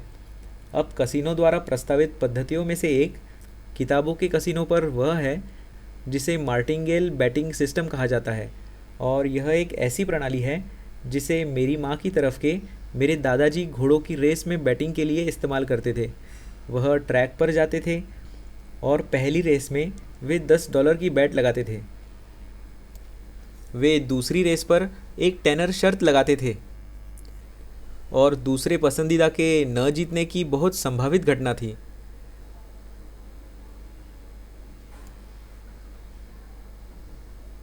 वे तीसरी रेस में दूसरे पसंदीदा पर 40 पाउंड का दाव लगाएंगे। हार के बाद वे दाव डबल करते जाते थे। इसलिए वह अपने ट्रेड्स का औसत निकालेंगे और अक्सर वह आगे निकल जाते थे, उसमें अच्छा प्रदर्शन करते थे और उन्हें थोड़ा मज़ा भी आता था। और मानो या ना मानो, बुकियों ने वास्तव में उस दूसरे पसंदीदा दाव को रोक दिया था क्योंकि यह एक अच्छा दाव है। इसलिए दुर्भाग्य से मार्टिंगेल सिस्टम के साथ यदि यह आपके खिलाफ जाता है तो आप 2 गुना हो जाते हैं। और जब तक आपको विजेता मिलता है तब तक आपको अपने $10 वापस पाने के लिए $1280 का दाव लगाना पड़ता है। यह अच्छा नहीं है, यह बिल्कुल भी अच्छा नहीं है। तो यहाँ क्या है? स्टुअर्ट वाइल्ड ने प्रस्ताव दिया और यह तब था जब मुझे पहली बार जीतने वाले ट्रेड्स में जोड़ने के बारे में पता चला। यह वह जगह है जहाँ से यह सब आया। उन्होंने हमारे पाठ्यक्रम में प्रस्ताव रखा जो लगभग 1 महीने तक चला, एक एंटी मार्टिंगेल सिस्टम जिसका मैं आज भी रूलेट पहियों पर उपयोग करता हूँ। तो क्या मुझे यह अभी मिला?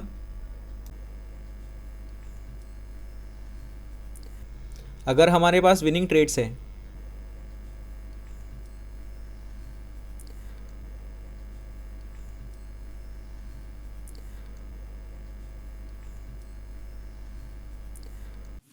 So, did I get this right? No. If there is a हम हार जाते हैं और हम बस दाव लगाते रहते हैं।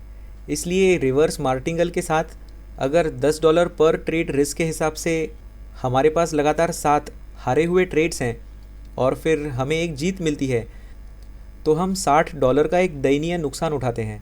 लेकिन अगर हम जोड़ते हैं, जब हमें एक विजेता मिलता है तो हम वास्तव में $1270 बनाते हैं, और जब हम हार जाते हैं तो हम फिर से मूल दाव पर वापस जाते हैं।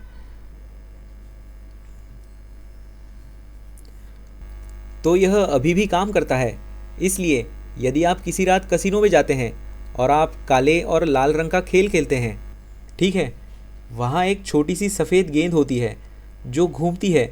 वही बात है, आपको एक पहिया मिलेगा जो चलन में नहीं होगा, जहाँ आपको लाल, एक काला, एक लाल, एक काला, एक लाल, एक काला मिलता है। और यदि आपको इस तरह का पहिया मिलता है तो आप ज़्यादा पैसे नहीं खोते हैं। यदि आपको लगातार 3 या 4 मिलते हैं तो आप 3 गुना 4 गुना अपनी शर्त हार जाते हैं। लेकिन ट्रिक यह है कि जब आपको लाल मिलता है और आप जीत जाते हैं तो आप 2 गुना कमा लेते हैं और आप पाएंगे कि पहिया बाज़ार की तरह ही चल रहा है। अब अगली बार जब आप कसिनो में हो तो एक छोटा सा स्कोर बोर्ड है, टेबल के अंत में जाएं, स्कोर बोर्ड पर एक नज़र डालें, इलेक्ट्रॉनिक स्कोर बोर्ड, और आप देखेंगे लाल के लंबे रन हैं और काले के लंबे रन हैं। इसलिए जब मैं लाल देखता हूँ तो मैं 2 गुना हो जाता हूँ और मैं शायद तीसरी बार 2 गुना हो जाता हूँ, अच्छा पैसा कमाता हूँ। और फिर जैसे ही आपको काला मिलता है, आप एक हार जाते हैं तो आप फिर से मूल दाव पर वापस आ जाते हैं। यह बिल्कुल उसी तरह काम करता है जैसे बाज़ार करता है। इसलिए वेगास में बिताए महीनों के बाद मैंने 1992 में पहली बार यह निर्णय लिया कि मुनाफे में तेज़ी लाने का तरीका विजेताओं को जोड़ना है। टॉम, मेरे पास दक्षिण अफ्रीका में एक व्यक्ति है जिसने यह कोशिश की है और वह वास्तव में इसे उसी तरह खेलता है जैसे आप रूलेट खेलते हैं।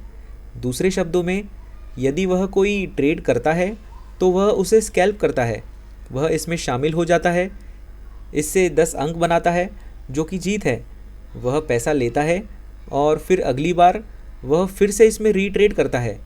लेकिन इस बार वह डबल साइज़ में जाता है, जल्दी से पैसा बना लेता है, फिर से इसमें रीट्रेड करता है, साइज़ को आगे बढ़ाता रहता है।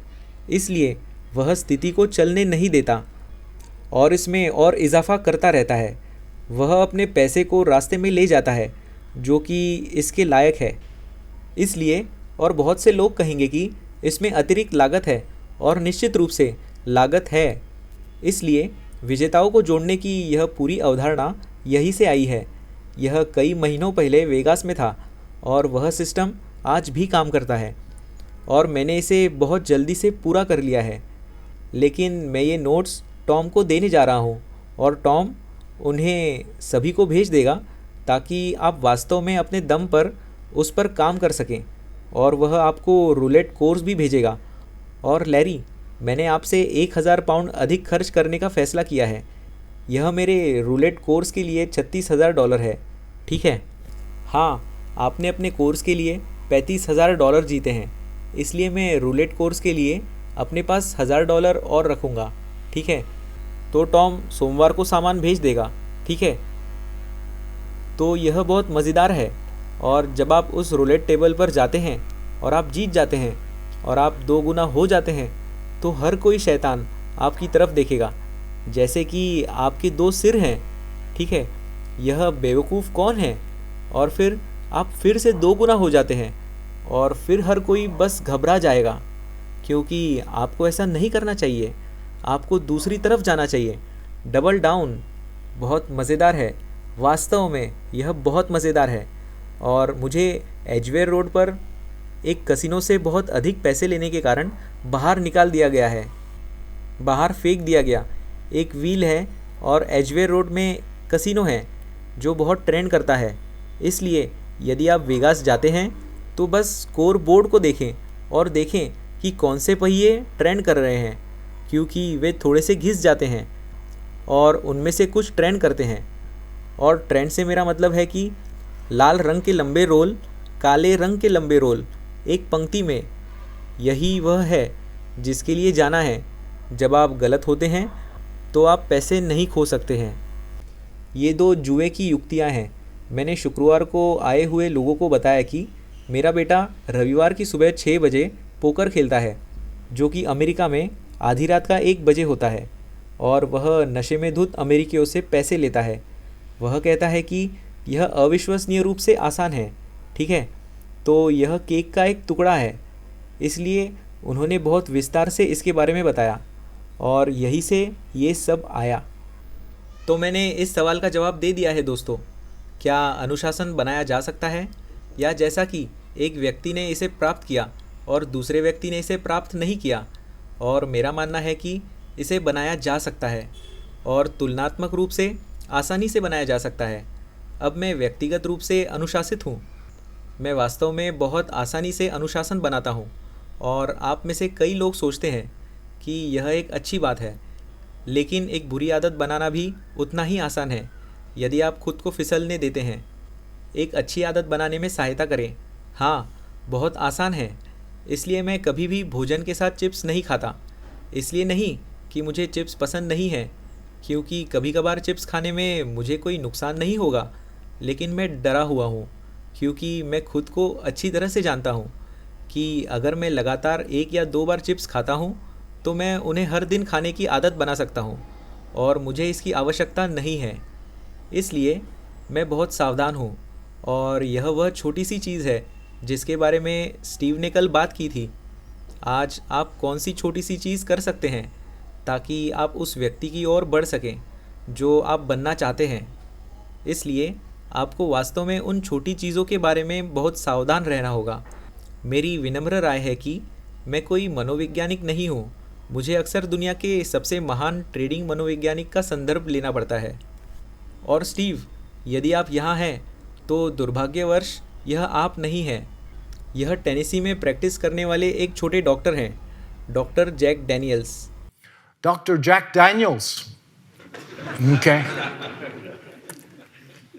क्या किसी ने उनसे सलाह ली है? वास्तव में आपको अल पचिनो और स्कैंट ऑफ वुमेन याद है? वह कहती है, मैं उन्हें इतनी अच्छी तरह से जानती हूँ कि मैं उन्हें जॉन कहती हूँ। यह बहुत अच्छी लाइन है। हाँ, हमारे पास वेक्टर वेस्ट का एक ग्राहक है जो स्कॉटलैंड के उत्तर में एडिनबर्ग के ठंडे स्थान पर रहती है, और वह कहती है एक महान ट्रेडिंग साइकोलॉजिस्ट एंड्रयू है, और एडिनबर्ग ग्लासगो में डॉक्टर जॉनी वॉकर, ठीक है। वह मुझे बताती है कि अद्भुत काम करता है। इसलिए मैं कोई ट्रेडिंग साइकोलॉजिस्ट नहीं हूँ, लेकिन विरोधाभास यह है कि जब आपके पास अनुशासन होता है तो आपको इसकी आवश्यकता नहीं होती है। और मैं आपको विश्वास दिलाता हूँ कि मुझे जिम जाने के लिए किसी अनुशासन की आवश्यकता नहीं है, बिल्कुल भी नहीं। वास्तव में मुझे जिम न जाने के लिए बहुत अधिक अनुशासन का अभ्यास करने की आवश्यकता है। और एंटोनियो आपको बताएगा कि हर सुबह मैं कमरे में जिस तरह से मैं लगभग 10:30 बजे उतावला हो जाता हूँ क्योंकि यह जिम जाने का समय है। As simple as that. Larry, मैंने वैन थॉर्पे के पाठ्यक्रमों में से एक कोर्स किया था एक जीवन काल पहले, और मैं उसे काफ़ी अच्छी तरह से जानता था। हमें इसे भरना था, बस इंटरनेट की शुरुआती दिनों में हमको बस यह लिखकर भरना था। हमने ट्रेड क्यों लिया और सामान्य ट्रेड लॉग और जो कुछ भी था और उसने मुझे ऑनलाइन डांटा। यह स्केप मीटिंग थी। याद है जब स्केप नया था, आप चैट के लिए स्केप कर सकते थे। और उसने मुझे सबके सामने डांटा। उसने कहा, डेविड, तुमने अपनी ट्रेडिंग पोजीशन बंद कर दी क्योंकि तुम जिम जाना चाहते हो। ये वैलिड रीज़न नहीं है, ठीक है। तो दूसरे दिन उनका निधन हो गया, बूढ़े वैन थॉर्प। इसलिए जब आपके पास अनुशासन होता है तो आपको इसकी आवश्यकता नहीं होती है। और आप पाएंगे, बेलिंडा कहाँ है? बेलिंडा, आप पाएंगे कि यदि आप उस अभ्यास से गुजरते हैं जिसके बारे में मैं बात करने जा रहा हूँ, और ये मार्क डगलस से नहीं आया है, मुझे परवाह नहीं है कि यह कहाँ से आता है जब तक यह काम करता है, आप पाएंगे कि आप उस अनुशासन का निर्माण करेंगे, ठीक है, किसी भी बाधा को पार करने के लिए। और हम सभी को पार करने के लिए समान बाधाएं मिली हैं और यह एक मार्ग है। इसलिए इन सभी लोगों से आप सब, और मेरा कहना है कि ट्रेडिंग डिसिप्लिन एक संस्कार है। आपको थोड़ा काम करना है क्योंकि यहाँ बहुत सारी चीज़ें प्रस्तुत की गई है और यह फर्स्ट क्लास चीज़ें हैं। जैसे कि वे अफ्रीकी कहते हैं, चोट पहुँचे हुए बकवास करने वालों द्वारा नहीं कहा गया है, लेकिन जिन लोगों ने बहुत ज़्यादा सक्सेसफुल ट्रेडिंग की है वे ऐसी चीज़ें करते हैं जो काम करती है। इंटरनेट पर वह आदमी जो उस कार के सामने बैठा है और स्कीइंग करता है और वह हैरी और वूली का पोलो खेल रहा है, वह आदमी जो आपको तरह तरह की गारंटियाँ देता है ट्रेडिंग में, जब मैं उसे यूट्यूब पर आता देखता हूँ, मैं इसे बंद करने की कोशिश करने के लिए फर्श पर दौड़ता हूँ। यूट्यूब, आप जानते हैं कि दुर्भाग्य से इंडस्ट्री बदमाशों से भरी हुई है। यूट्यूब पे ट्रेडिंग वे लोग सिखा रहे हैं जिनको ट्रेडिंग आती ही नहीं।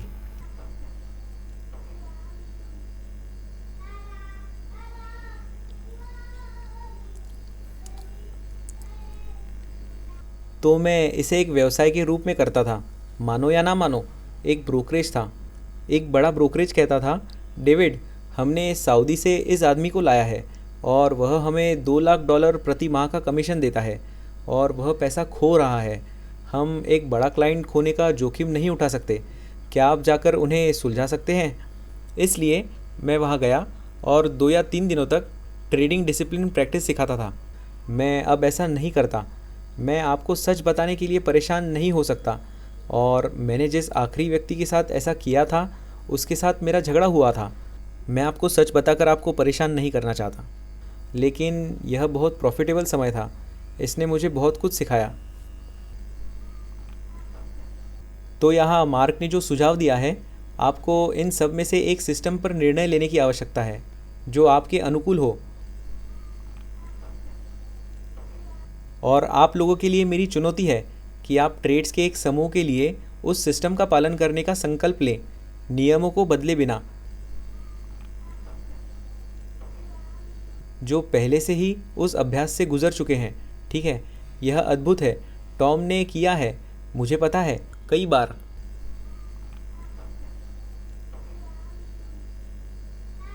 और कितने लोगों ने किया है? हम में से काफ़ी लोगों ने किया है, ठीक है। और लेडीज एंड जेंटलमैन, यह एक लिखित मार्ग है, यह एक संस्कार है। अन्यथा आप अपने बाकी दिनों के लिए कोर्सेज में आते रहेंगे, आप अपने बाकी दिनों के लिए किताबें खरीदते रहेंगे, आप रात में डबल जॉनी वॉकर का आनंद लेते रहेंगे, और आप कुछ ब्लॉग देखने जाते रहेंगे जो आपको WD गैन के लंबे समय से खोए रहस्य को बेचता है। ऑस्ट्रेलिया में एक आदमी है जिसका शुल्क 25,000 है। मुझे याद नहीं कि WD गैन के लंबे समय से खोए रहस्य के लिए आपको अमेरिकी डॉलर देना है या ऑस्ट्रेलियन डॉलर, ठीक है। जब आपके पास बहुत सारे लॉस वाले ट्रेड्स हो जाते हैं तो इस तरह की बातों में आना बहुत आसान है, खासकर तब जब आपने थोड़ी ही मेहनत की हो। आसान है। तो दोस्तों, आपको थोड़ा ज़्यादा काम करना होगा। यह एक ऐसा अभ्यास है जो मैं खुद साल में कम से कम 2 से 3 बार करता हूँ, क्योंकि अनुशासन फिसल जाता है। क्या आप मेरा मनोरंजन करेंगे? और आप ऐसा करेंगे तो इसे कॉम्प्लिकेटेड मत बनाइए। पिछली बार जब मैं यहाँ था, मैंने एक बहुत ही सरल मैकेनिकल सिस्टम लगाया है। यह बहुत ही मामूली बात है और मुझे यकीन है कि टॉम आपको वह भेजेगा। अगर आपको कुछ ऐसा चाहिए जो यांत्रिक हो, यह इससे सरल नहीं हो सकता। बस इसे टिपिंग पॉइंट कहा जाता है। मतलब छोटे छोटे चेंजेस बहुत बड़ा डिफरेंस ला सकते हैं। और यह कोड की कुछ पंक्तियां हैं जिन्हें आप लिख सकते हैं, लेकिन मैं दोपहर के बाद कुछ सुझाव देने जा रहा हूँ जो आप कर सकते हैं। और आप जानते हैं कि अनुशासन का निर्माण यह अभी भी पुराना पर्सनल ट्रेनर है। क्या किसी के पास यहाँ कोई पर्सनल ट्रेनर है? मेरे पास लंबे समय से था और महामारी के बाद मैंने फिर से किया। पर्सनल ट्रेनर खुद को यह सोचना पसंद करेंगे कि वे एक्सरसाइज बिजनेस में हैं, लेकिन वे नहीं हैं। वे इसे काम करने के लिए पर्याप्त रूप से चतुर नहीं हैं कि वे अनुशासन निर्माण के बिजनेस में हैं, क्योंकि जब तक आप मैनचेस्टर यूनाइटेड के लिए नहीं खेल रहे हैं तब तक यह एक पर्सनल ट्रेनर को काम पर रखने जैसा है, क्योंकि यह वहां पहुंचने के लिए कमिटमेंट बनाता है। क्योंकि आप उसे $100 का भुगतान कर रहे हैं, इसलिए आप वहां जाना चाहते हैं। वह आपको बताएगा कि उसके पास एक्सरसाइज का एक सेट है जो आपके शरीर के प्रकार के लिए आदर्श है, लेकिन आप उन्हें कार पार्क में एक्सरसाइज लिखते हुए देख सकते हैं। इसलिए वे जैसे जैसे आगे बढ़ते हैं वैसे वैसे हम उनकी बातें मानते जाते हैं और इससे कोई फ़र्क नहीं पड़ता, ठीक है। वे अनुशासन निर्माण के बिजनेस में हैं, जैसा कि मैं था जब मैं लोगों को सीधे और संकीर्ण रास्ते पर वापस लाने की कोशिश कर रहा था।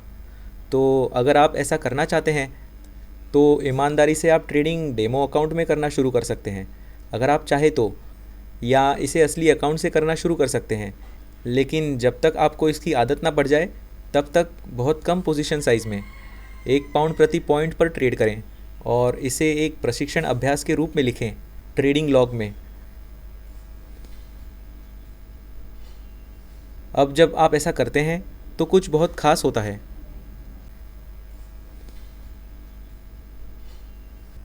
दस से 15 ट्रेड्स के बीच आपका सारा इंटरनल रेजिस्टेंस ख़त्म हो जाएगा। मैंने ऐसा खुद के साथ कई बार किया है और दर्जनों लोगों के साथ भी जिनके साथ मैंने ऐसा किया है। आप पाएंगे कि आपके अंदर रेजिस्टेंस है और फिर यह चला जाता है और मुझे समझ में नहीं आता कि क्यों। न्यूरोप्लास्टिसिटी की यह पूरी अवधारणा जिसके बारे में हर कोई बात कर सकता है, लेकिन कोई भी वास्तव में आपके सिर में इलेक्ट्रॉन्स के एक साथ फायर होने, न्यूरॉन्स के गूंजने और कनेक्शन बनाने को नहीं समझता है। तो आप पाएंगे कि 10 से 15 ट्रेड्स के बीच में रेजिस्टेंस दूर हो जाता है। जैसे कि मैंने कहा कि मैं बहुत आसानी से अनुशासन का निर्माण करता हूँ, इसलिए मैंने पाया है कि 8 से 13 ट्रेड के बाद सभी रेजिस्टेंस दूर हो जाते हैं। इसलिए यह आपका कार्य है। ईमानदारी से कहूँ तो टेक्निकल एनालिसिस का सारा हिस्सा इसकी तुलना में काफ़ी हद तक अप्रासंगिक है, ठीक है।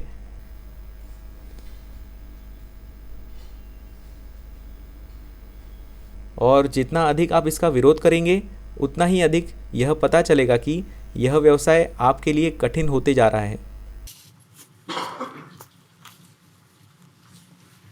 Can I have a question? Of course. The purpose of this is that you make 10 to 15 trades, 30 trades. 13 trades. 30, 30. 30. And then what's supposed to happen? Like, आप पाएंगे कि नियमों के एक सरल सेट का पालन करने के प्रति आपका रेजिस्टेंस पिघल जाता है। यह बस पिघल जाता है। अब शायद आपके पास नियमों के एक सरल सेट का पालन करने के प्रति रेजिस्टेंस नहीं है, जो आपको बहुत खास बनाता है, जो वास्तव में आपको बहुत खास बनाता है। ज़्यादातर लोगों के पास होता है। especially in the different ways. I'm especially in the different ways, not this. ठीक है, आपने जो भी मेथोडोलॉजी चुनी है उससे अभ्यास पर कोई फ़र्क नहीं पड़ता है। वैसे भी यह काम कर गया है। जिन लोगों को मैंने इसके माध्यम से गुजारा है, जो इसे करने के लिए काफ़ी ईमानदार रहे हैं, यह उनके लिए काम कर गया है। अब आइए भय से निपटें। भय की स्थिति पहला व्यापारिक मेला किसी भी सच्चे और तत्काल खतरे से अलग होता है। क्या आप सहमत होंगे? और यह मेरी राय है कि आप हमेशा वर्तमान क्षण का सामना कर सकते हैं, लेकिन भविष्य का सामना करना बहुत मुश्किल है। अब मुझे रॉयल मरीन में कोर में यह सिखाया गया था कि जब कुछ अन्य लोग आप पर तलवारें चला रहे हो या आप किसी संघर्ष की स्थिति में जा रहे हो, तो उससे निपटने की कुंजी यह है कि आप अपने दिमाग को अविश्वसनीय रूप से वर्तमान में रखें, अतीत पर केंद्रित न हो। भविष्य पर केंद्रित न हो, बल्कि पूरी तरह से इस बात पर केंद्रित हो कि आप अभी क्या कर रहे हैं। और मैं आपको विश्वास दिलाता हूँ कि जब कुछ अन्य सैनिक आप पर गोलियां चला रहे हों और वह गोलियां आपके सर के ऊपर से उड़ रही हो, तो आप बहुत जल्द ही वर्तमान स्थिति में पहुंच जाते हैं।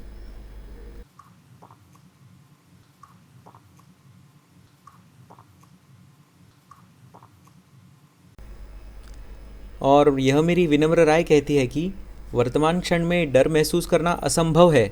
डर हमेशा भविष्य में आ सकने वाले क्षण की वजह से महसूस होता है। और इसलिए शुक्रवार को मैंने आपसे रात के खाने में उस अभ्यास को पूरा करने के लिए कहा था।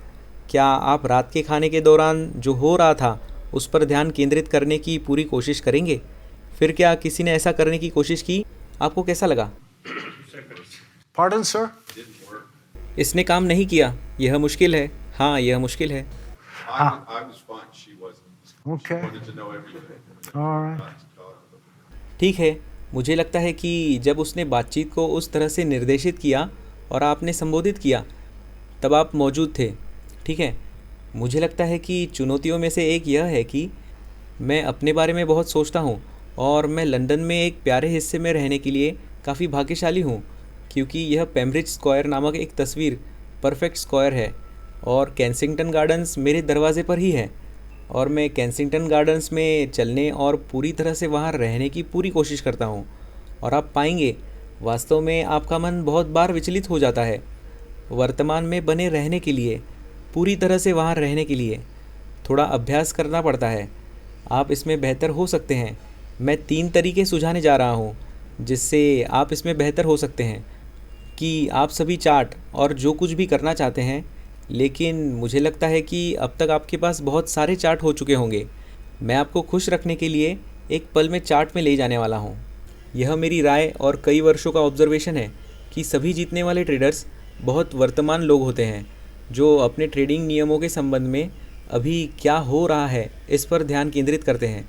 और मैंने पाया है कि आपके ट्रेडिंग में प्रेजेंस निर्माण करने के लिए उस 30 ट्रेड के अभ्यास को सुलझाना आवश्यक है। और टॉम ने शुक्रवार को इसके बारे में बात की, मुझे लगता है, जहां उन्होंने आपको एक मोटर बाइक पर होने और 50 मील प्रति घंटे की रफ्तार से थ्रॉटल मोड़ने का अभ्यास कराया। अगर आप 70 मील प्रति घंटे की गति से मोटर बाइक चला रहे हैं, ठीक है, आप उचित रूप से केंद्रित हैं। और जब आपकी बाइक कुछ ही देर में 100 मील प्रति घंटे की रफ्तार तक चली जाती है, तो आप यह नहीं सोचते हैं कि आप आज रात के खाने के लिए क्या खाने जा रहे हैं। आप पूरी तरह से वास्तव में वहाँ उपस्थित रहते हैं। 100. It's not so much. नहीं, ठीक है, फिर इसे 150 तक ले जाएं। वे सभी अलग हैं, वे सभी अलग हैं, लेकिन कुछ बिंदु हैं जहाँ आप पूरी तरह से वहाँ केंद्रित होंगे, ठीक है। और यही वह जगह है जहाँ आप अपनी ट्रेडिंग करना चाहते हैं। क्या आप सभी उस बिंदु पर गए हैं? यदि आप थ्रॉटल चालू करेंगे,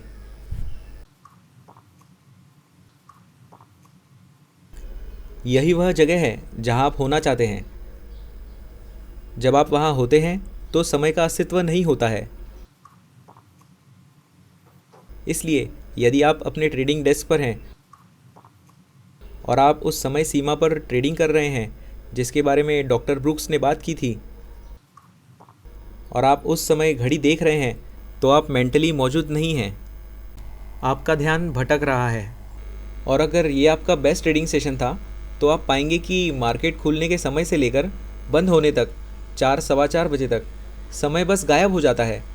क्या ऐसा किसी के साथ हुआ है? समय पूरी तरह से गायब हो जाना, यह वास्तव में एक अच्छा संकेत है कि आप मेंटली वहाँ मौजूद हैं। समय वर्तमान क्षण में मौजूद नहीं है, बस अतीत की झलक दिखाता है। मुझे याद है, एक बार की बात है, मैंने हीथ्रो से न्यूयॉर्क सिटी के लिए उड़ान भरी और मेरे बगल में वोग मैगज़ीन की फ़ैशन एडिटर थी। वह बहुत प्यारी थी। यह न्यूयॉर्क में मेरी अब तक की सबसे छोटी यात्रा थी। मुझे लगता है कि पीछे मुड़कर देखने पर यह शायद उनकी सबसे लंबी यात्रा थी। So, तो बस समझौता करने का समय। मैं पूरी तरह से वहाँ था, इस ट्रेडिंग रूम में। और जो यहाँ शहर में ट्रेड करता है, यदि आप शहर में ट्रेड करते हैं तो एक महिला को खूबसूरत कहा जाता है और वह महिला महिलाओं के रूप में एक खूबसूरती थी। ठीक है, वह खूबसूरत थी। खूबसूरती का लेवल होता है, लेकिन हर एक लेवल से भी ज़्यादा खूबसूरत। ठीक है लेडीज़, कृपया मुझे इस पर माफ़ करना। इसी तरह जिस जिम में मैं बहुत पहले जाता था, वहाँ एक क्लाइंबर से एक इडियट ने पूछा, आप एवरेस्ट के कठिन हिस्सों की यात्रा से वापस आए हैं? और उसने उनसे कहा, आप पहाड़ों पर क्यों चढ़ते हैं? और उन्होंने उसे पुरानी छड़ी दे दी, क्योंकि वो बस वहाँ बाजू में पड़ी थी। लेकिन मैं आपको आश्वासन देता हूँ कि लोग वास्तव में पहाड़ों पर चढ़ते हैं। इसका कारण यह है कि जब वे वहाँ होते हैं, उस खराब पहाड़ के किनारे, वे इस बारे में नहीं सोच रहे हैं कि उन्हें उस रात चिकन या मछली खाने में मिलेगी या नहीं। बिल्कुल नहीं। और पूरी तरह से उन सैनिकों के लिए विशेष जिन्होंने युद्ध देखा है, बहुत कम ही ज़िंदगी में सेटल हो पाते हैं, क्योंकि युद्ध के तनावग्रस्त समय में वे कई घंटों और दिनों तक वर्तमान क्षण में रह सकते हैं और वे सामान्य स्थिति में वापस जाने के लिए संघर्ष करते हैं। और अगर वे उस क्षण मौजूद नहीं रहे तो उनकी जान खतरे में होती है।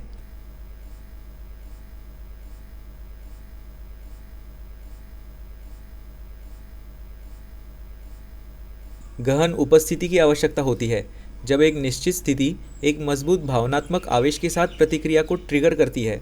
हम सभी के पास ऐसे लोग हैं। मुझे लगता है कि आप इस बात से सहमत होंगे कि इससे आपको वास्तव में परेशानी होती है। और मानो या ना मानो, वे राजनीतिक मतलबी सोच वाले एसओबी आप पर एक एहसान कर रहे हैं। अब उपस्थिति बनाने का पहला तरीका, और आप इसमें वास्तव में अच्छे हो सकते हैं, पूरी तरह से मौजूद रहना है जब आपके आत्मसम्मान को कोई खतरा नहीं हो। और मैं आपको विश्वास दिलाता हूँ कि कैंडल या बार ऊपर नीचे उछलना आपके आत्मसम्मान को खतरा पहुँचा सकता है या आपके खिलाफ जा सकता है। इसलिए जब आप डिनर के समय पार्क में टहल रहे हो तो पूरी तरह से वहाँ मौजूद रहने की पूरी कोशिश करें, और बहुत जल्दी ही आपकी उपस्थिति की सीमा बढ़ जाएगी।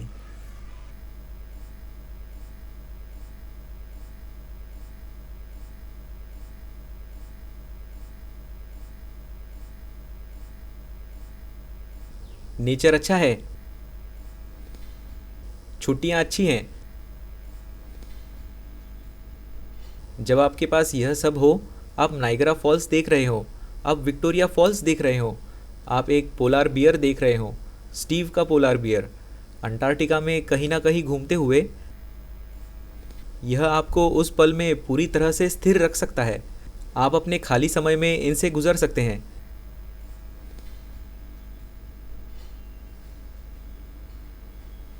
इस बात पर ध्यान केंद्रित करें कि अभी क्या हो रहा है और मुझे बताएं कि आपको क्या समस्याएं हैं। एक बहुत अच्छी किताब जो मुझे लगता है कि पढ़ने लायक है, इसलिए इसे लंबे समय तक पढ़ा जाना चाहिए, जिसका नाम है कोर्स इन मिरेकल्स। और इसमें कहा गया है, मैं केवल अपने विचारों से प्रभावित होता हूँ। अब स्टीव ने शुक्रवार को इसके बारे में बात की, और यह वही है जो एखार्ट टोले जैसे अधिक आध्यात्मिक लोग लंबे समय से बात कर रहे हैं। इसे साइलेंट वॉचर बनने के लिए विकसित करना कहा जाता है। अपने विचारों का एक साइलेंट वॉचर। उन विचारों को जज न करें। आप पाएंगे कि वही विचार, विशेष रूप से ट्रेडिंग से संबंधित विचार, बार बार आएंगे। इसलिए उनको जज न करें, बल्कि उन पर हंसने और उन्हें खारिज करने की पूरी कोशिश करें। तो आप खुद को एक ऐसी बिंदु पर ले जाएं जहां आप अपने विचारों को देख रहे हो, और आप पाएंगे कि विचार आएंगे और वे शरारती बच्चों से भरे कमरे की तरह व्यवहार करेंगे।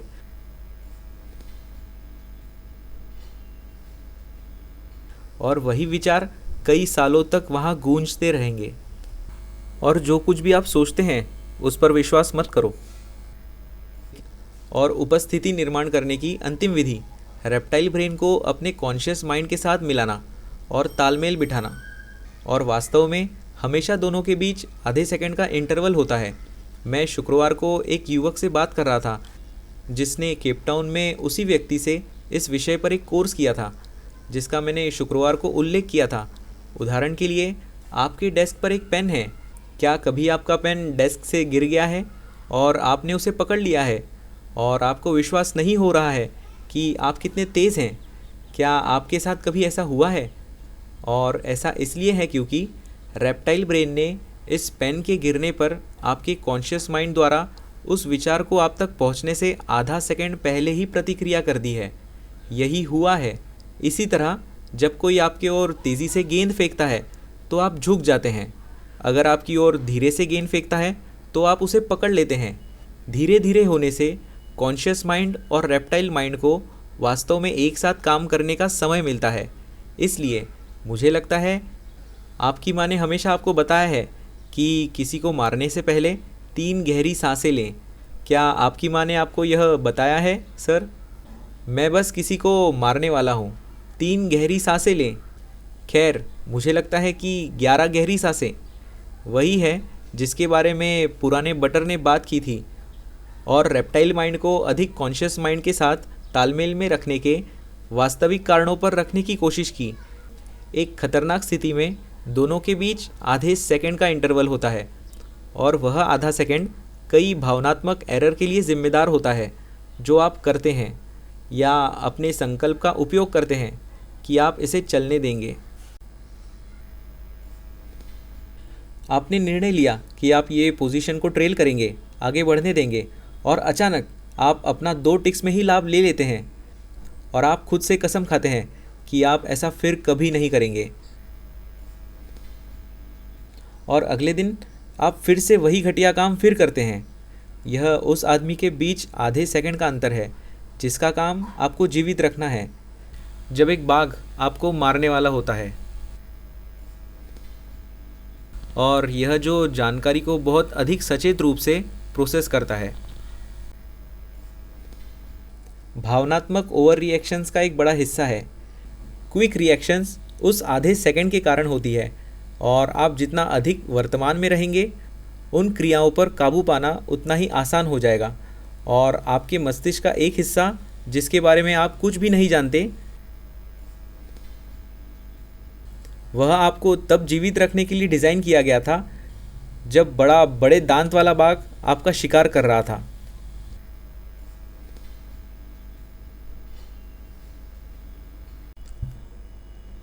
तो दिन के अंत में ट्रेडर्स इसलिए यदि आप शाम को अपने कंप्यूटर पर बैठे हैं और आपको कुछ निर्णय लेने हैं तो 11 गहरी सांसें लेकर अपने आप को जोन में ले जाएं। मैं उपस्थिति के निर्माण के सभी तरीकों के बारे में सोचता हूँ। साइलेंट वॉचर को विकसित करना अब सबसे महत्वपूर्ण है। मैंने शुक्रवार को एक किताब का हवाला दिया था जिसका नाम था practicing the power of now. मुझे विश्वास है कि कैथी ने पुस्तक का अध्ययन करने में 6 हफ्ते बिताए और आप जानते हैं कि मैंने इंस्टीट्यूशंस में बहुत अधिक मार्गदर्शन किया और वे मुझे अजीब तरह से देखते थे जब मैंने वास्तव में इंस्टीट्यूशनल ट्रेडिंग सेमिनार में practicing the power of now की एक प्रति दी थी। सभी सक्सेसफुल ट्रेडर्स वर्तमान क्षण में जीते हैं। सभी बड़े विजेता वर्तमान क्षण में जीते हैं। Golfers, सभी अच्छे गोल्फ खिलाड़ी वर्तमान क्षण में जीते हैं। सभी अच्छे टेनिस खिलाड़ी वर्तमान क्षण में जीते हैं। वास्तव में टिम गैलोवे द्वारा लिखी गई इनर गेम्स ऑफ टेनिस नामक एक पुस्तक है। एक गोल्फ कोच है। अगर आप टिपेक्स करते हैं, मतलब अगर आप गोल्फ शब्द हटा के उसमें ट्रेडिंग लिखते हैं तो यह काम करता है। मुझे गोल्फ कोच का नाम तो नहीं पता। उन्होंने गोल्फ में पीक परफॉर्मेंस पर एक किताब लिखी है और वे टाइगर्स के कोच थे। वे एर्नी एल्सास के कोच थे। pardon? No, not that guy. Pardon? मुझे उनका नाम याद नहीं आ रहा। दरअसल उनकी किताब नॉटिंग हिल्स में पड़ी है। आपको बस एक वाइटनर जैसा कुछ लेना है और उनकी किताब पढ़ते समय जहाँ जहाँ पे गोल्फ लिखा है आपको गोल्फ हटा के ट्रेडिंग लिखना है। तो उनकी किताबें सच में बहुत बहुत अच्छी है ट्रेडिंग के लिए। मैनचेस्टर यूनाइटेड के पास 2 कोच हैं जिनमें से एक नए युग का व्यक्ति है और एक विश्वविद्यालय से प्रशिक्षित व्यक्ति है और उनका काम लोगों को वर्तमान क्षण में बनाए रखना है, खासकर जब वे पेनल्टी मार रहे हो। आप कल्पना करें कि आप इंग्लैंड से दक्षिण अफ्रीका का मुकाबला कर रहे हैं और यह इंजरी का समय है और आप वहाँ बैठे हैं, 3 पॉइंटर लेने की कोशिश कर रहे हैं। आप जानते हैं कि ऐसा करने के लिए उपस्थिति की कितनी आवश्यकता होती है। जब रूनी ने बहुत खूबसूरती से कहा, वे कभी फॉर्मेलिटी नहीं होते हैं। They're never a formality. Okay. मुझे नहीं पता कि इस समय फार्मूला 1 में सबसे टॉप पर कौन है। ठीक है, उन सभी को वर्तमान में रहने के लिए प्रशिक्षित किया जाता है। जब वे अपनी छोटी लाल कार में होते हैं या कार का जो भी रंग हो, वही रहने के लिए सभी विजेता और हर सच्ची लगन से प्रयास करने वाले लोग वर्तमान में जीते हैं। अब मुझे लगता है कि यह बेलिंडा ने पूछा था या किसी ने कल टॉम से पूछा था कि उसके लक्ष्य क्या थे। मुझे नहीं पता कि वह कौन था, लेकिन मेरा विचार है दोस्तों कि हम सभी के पास कुछ लक्ष्य होने चाहिए। हाँ, और फिर उनके बारे में भूल जाना चाहिए। वास्तव में लक्ष्य को स्टेजेस में तोड़ना चाहिए और वर्तमान में पूरी तरह से रहने की पूरी कोशिश करनी चाहिए और अपना सब कुछ उस एक विशेष स्टेज में लगाना चाहिए। अपने लक्ष्यों की समीक्षा करें सप्ताह में 1 बार। लेकिन यदि आप एक ऐसे बिंदु पर पहुंच जाते हैं जहां आप लगातार उस लक्ष्य का पीछा कर रहे हैं, तो आप इस क्षण को खो देते हैं। इसलिए हर तरह से लक्ष्य रखें, हर तरह से। मुझे लगता है कि हम सभी के पास होने चाहिए, लेकिन इस क्षण को भविष्य के क्षण के लिए एक कदम न बनने दें। इसलिए मुझे नहीं पता कि आपके लक्ष्य क्या हैं, लेकिन निश्चित रूप से उन्हें तोड़ दें। आप जो करने जा रहे हैं उसकी एक दैनिक सूची बनाएं, उस दैनिक सूची को प्राथमिकता दें और फिर आप अपना सर्वश्रेष्ठ प्रदर्शन करें। जब आप अपनी सूची को पूरी तरह से पूरा कर रहे हैं, जब आप उस रिपोर्ट को लिख रहे हैं, जब आप इस ट्रेड को पूरा कर रहे हैं, तो मैं लक्ष्य निर्धारण को बिल्कुल भी खारिज नहीं कर रहा हूँ, लेकिन मैं यह कह रहा हूँ कि कई लोग लक्ष्यों का पीछा करते हैं और वे कभी भी वहाँ तक नहीं पहुँच पाते। वे वहाँ कभी नहीं पहुँच पाते। इसका कारण यह है कि वे हमेशा अपने लक्ष्य के पीछे भागते रहते हैं और अपना सर्वश्रेष्ठ नहीं देते। क्रिएटिविटी का एकमात्र स्थान वर्तमान क्षण है। इसलिए इस क्षण को भविष्य के क्षण के लिए एक कदम न बनने दें। लेकिन मैं इसे आपके साथ छोड़ता हूँ और एक हाथ टोले आपको इस सब के बारे में बताएंगे। जीवन की तरह ही ट्रेडिंग में भी अपने कार्यों के फल की चिंता मत करो। स्वयं कार्य पर ध्यान दो, फल अपने आप आएगा। इस क्षण को भविष्य के क्षण के लिए एक कदम न बनने दो और हमारा काम बार बार सही ट्रेड्स को एग्जीक्यूट करना है। अब मुझे लगता है कि मैंने सारे स्लाइड्स ख़त्म कर दिए हैं। मैंने अब इसे पूरी तरह से समाप्त कर दिया है और आप स्वयं इन अंशों को पढ़ सकते हैं। बाज़ारों के सामने आत्मसमर्पण करना, वर्तमान क्षण को बिना किसी संकोच या आंतरिक संघर्ष के स्वीकार करना। आप इसे हवाई अड्डों पर देखते हैं। ब्रिटिश एयरवेज कहती है उड़ान 2 घंटे के लिए विलंबित हो जाती है और एक बूढ़ा व्यक्ति पूरी तरह से पागल हो जाता है। आप जानते हैं इससे कोई मदद नहीं मिलने वाली है, उसे दिल का दौरा पड़ने वाला है। निश्चित रूप से दूसरों को इसकी परवाह नहीं है। इसलिए बाज़ारों के सामने आत्मसमर्पण करने में सक्षम होना काफ़ी कुछ है।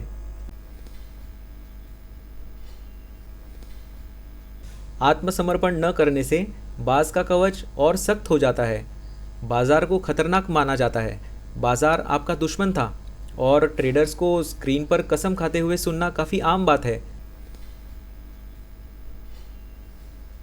जब आपको कोई उम्मीद होती है, मैं इस बारे में बेलिंडा से पहले बात कर रहा था, जब आप शुरू करते हैं, यहाँ कौन नया है? क्या कोई लोग नए हैं या खुद को नए मानते हैं ट्रेडिंग में? हम में से कुछ ही, बहुत से नहीं हैं, हम में से कुछ ही है। ठीक है, आपको बहुत बड़ा फ़ायदा हुआ है सर, क्योंकि आप नए हैं। आप शायद कुछ भी नहीं जानते हैं। जब आप कुछ नहीं जानते हैं तो आपके पास कोई उम्मीद नहीं होती है कि आप पता लगा सकें कि बाज़ार ऊपर जाएगा या नीचे, और आप पाएंगे कि आप ढेर सारा पैसा कमा रहे हैं। यात्रा के 6 महीने बाद आप एक गुरु हैं। आप कोर्सेस में गए हैं, आपने किताबें पढ़ी हैं और धीरे धीरे लेकिन निश्चित रूप से वह उम्मीद आती है कि आगे क्या होने वाला है। और जैसे ही आपको किसी चीज़ में उम्मीद होती है और वह उम्मीद काम नहीं करती है, आपको वास्तव में ब्रह्मांड से दर्द की एक खुराक मिलती है। और यह दोपहर के भोजन के समय हमारे लिए लगभग 3 ग्लास बियर की तरह होती है, ठीक है। बहुत अधिक दर्द का कारण बनता है। वह दर्द बढ़ता है और बढ़ता है और बढ़ता है और बढ़ता है और ट्रेडिंग को वास्तव में काफ़ी कठिन बना देता है। इसलिए इसका आधारभूत नियम यह है कि कोशिश करें और अपने आप को एक बिंदु पर ले जाएं, जहां आपके पास कोई निर्णय नहीं है, कोई प्रतिरोध नहीं है, कोई नकारात्मकता नहीं है। और जैसा कि मार्क डगलस अपनी पुस्तक में कहते हैं, अपने आप को एक ऐसे बिंदु पर ले जाएं जहां आपके पास विश्वास के 2 स्तर हों। एक, ट्रेड के स्तर पर कुछ भी हो सकता है, कुछ भी। दुनिया में कहीं एक बेवकूफ़ भी आपकी पोजीशन को पूरी तरह से ख़त्म कर सकता है। स्पष्ट रूप से याद रखें, टॉम और मैं एक जीवन काल पहले ऑनलाइन ट्रेडिंग कर रहे थे। फिर से जब स्केप नया था और हम ऑनलाइन बात कर रहे थे और मैं एक ऑयल कंपनी की पोजीशन में चला गया और कुछ ही मिनटों में, ठीक है, आधे घंटे में मैं उस पोजीशन में 5,000 पाउंड प्रॉफिट में था। यह अच्छा पैसा था। यह लगभग 20 साल पहले की बात है। मैं बहुत खुश था। मैं रसोई में गया और मैंने चाय का एक बड़ा बर्तन बनाया, अर्ल ग्रे,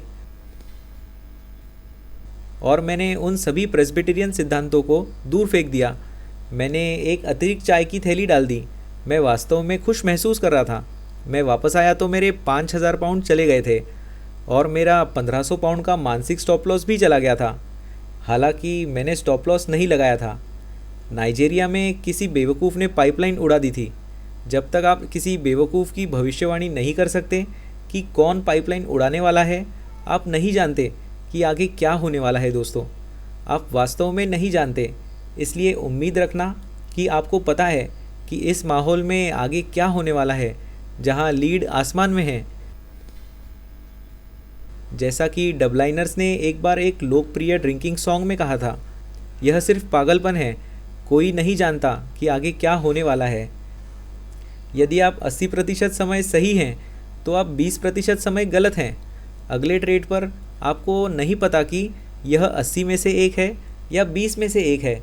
यह सिचुएशन की वास्तविकता है। इसलिए यदि आपको लगता है कि आप जानते हैं कि आगे क्या होने वाला है और यह नहीं होता है, तो गिनी शराब रास्ते में है। अब दर्द बढ़ता है और बढ़ता है और बढ़ता है।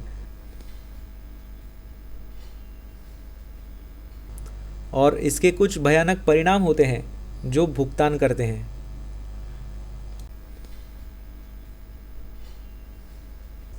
तो और यह एक चीज़ है जिसने मेरी ट्रेडिंग में मदद की। जब मैंने पहली बार बुक पढ़ी डिसिप्लिन ट्रेडर, उसमें यह था कि ट्रेडर्स को 2 विश्वास के स्तरों की आवश्यकता होती है। दोस्तों, एक, ट्रेड के स्तर पर आपको दृढ़ता से विश्वास करना होगा कि कुछ भी हो सकता है। लेकिन 30 ट्रेड्स के स्तर पर आपको अपने अस्तित्व के हर कोर के साथ दृढ़ता से विश्वास करना होगा कि आपका एज काम करेगा। और यह मुश्किल है। हम सभी बौद्धिक स्तर पर सोच और संभावनाओं को समझते हैं। हम सभी को स्कूल में आंकड़े पढ़ाए जाते हैं, लेकिन पेट के स्तर पर संभावनाओं को समझना काफ़ी कुछ है। और निश्चित रूप से उस महीने वेगास में जुआ खेलने से मुझे इसमें काफ़ी मदद मिली।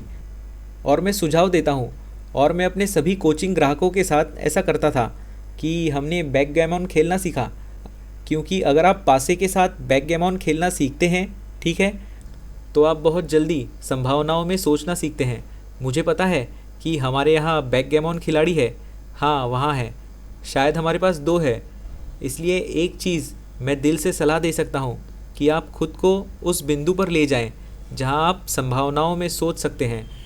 अपने स्थानीय स्टोर पर जाएं या ऑनलाइन एक सरल सस्ता बैकगैमन सेट खरीदें। बैकगैमन खेलना सीखें।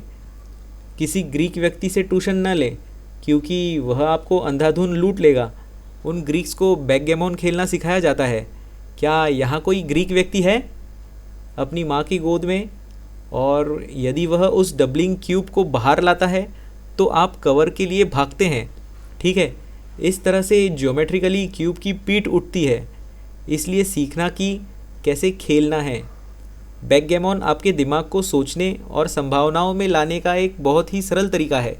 एक ट्रेड के बजाय ग्रुप ऑफ ट्रेड्स पर सोचना, और बैकगैमन अच्छा है। अगर आपको कभी कसिनो में क्रैप्स खेलने का मौका मिले तो क्रैप्स भी एक बेहतरीन खेल है जो आपको इस बिंदु तक ले जाता है जहां आप संभावनाओं के बारे में सोच सकते हैं। और मुझे क्रैप्स गेम बहुत पसंद है। यह कसिनो में मेरा पसंदीदा खेल है। लंदन में सिर्फ कुछ ही टेबल हैं और फिर से टेबल ट्रेंड्स, और अगर आप शर्त लगाते हैं कि यह चलता रहेगा तो आप टेबल से पैसे निकाल सकते हैं। जब आप सही होते हैं तो आपको बड़ा होना पड़ता है, और जब आप गलत होते हैं तो उससे बड़ा नहीं होना होता। और मुझे नहीं लगता कि ऐसे किए बिना बाज़ारों को हराना संभव है। मैं इसके बारे में 1 सेकंड में बात करने जा रहा हूँ, और यहाँ इसके लिए मेरा रूपांतर है दोस्तों। और यह कुछ ऐसा है जिसके बारे में मैं चाहता हूँ कि आप सोचें। मुझे लगता है कि ट्रेडिंग में हम एक अंधेरी रात में चल रहे हैं, घने कोहरे से घिरे हुए। हमें कोई अंदाज़ा नहीं है कि आगे क्या होने वाला है। कोई नहीं, इस माहौल में नहीं, किसी भी माहौल में नहीं। आपके पास एक मशाल है। आपके पास एक मशाल है, मशाल नहीं, प्रकाशक। आपके सामने एक संकरा रास्ता है।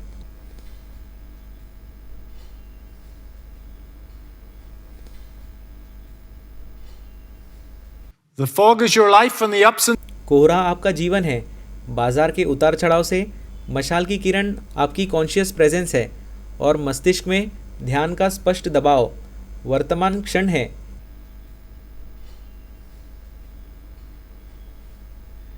यही मेरा मामला है जिसके बारे में मैं अभी बात कर रहा था। और यदि आपको अपनी ट्रेडिंग अनसेटिस्फैक्ट्री लगती है तो यह केवल आत्मसमर्पण से है, जहां आप बदलाव के लिए सकारात्मक कार्रवाई कर सकते हैं, और आप निश्चित रूप से काम नहीं करेंगे। आगे क्या होने वाला है?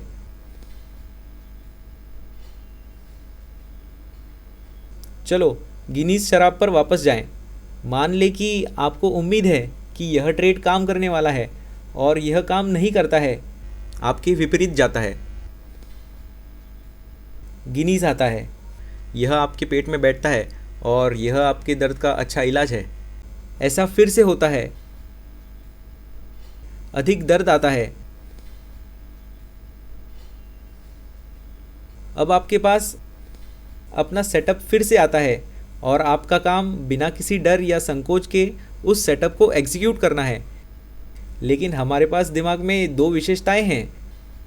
वे एक पल को पिछले पल के साथ जोड़ते हैं, और वे दर्द से बचना चाहते हैं। सेटअप फिर से आता है, सर, और उस स्तर पर जिसके बारे में आपको कुछ भी नहीं पता था, आपका दिमाग पिछले 2 को देखता है और यह कहता है कि इससे मुझे दर्द हुआ। और एक स्तर पर आप अपने सूक्ष्म संकोच के बारे में कुछ नहीं जानते हैं। क्या कभी किसी ने यहाँ ट्रेड करने में संकोच किया है? यही कारण है। और इससे उबरने का तरीका दर्द को रोकना है। और दर्द को रोकने का एकमात्र तरीका है अपने शरीर के हर सेल के साथ यह विश्वास करना कि एक ट्रेड के स्तर पर कुछ भी हो सकता है। इसलिए यदि आपको दर्द है तो इसका कारण यह है कि आपने उस तथ्य को पूरी तरह से स्वीकार नहीं किया है।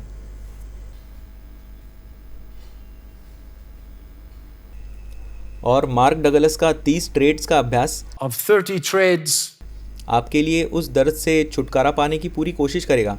इसलिए यह आपकी प्रक्रिया है जिसके बारे में मुझे लगता है कि आपको काम करना चाहिए। कोई भी ऐसा नहीं करता है। मैं वेक्टर वेस्ट में कोर्सेज लेता हूँ। कोर्स में 100 लोग आते हैं। मैं उन सभी से कहता हूँ कि उनमें से हर एक, मैं चाहता हूँ कि अब आप सबसे पहले मेरे लिए एक ट्रेडिंग प्लान लिखें और मुझे भेजें, और मैं आपके लिए इसकी आलोचना करूँगा। 100 लोगों में से आपको 5 लोग मिलेंगे जो इसे वापस भेजेंगे, और 5 में से आपको सिर्फ 3 ही लोग मिलेंगे जो 30 ट्रेड्स करेंगे।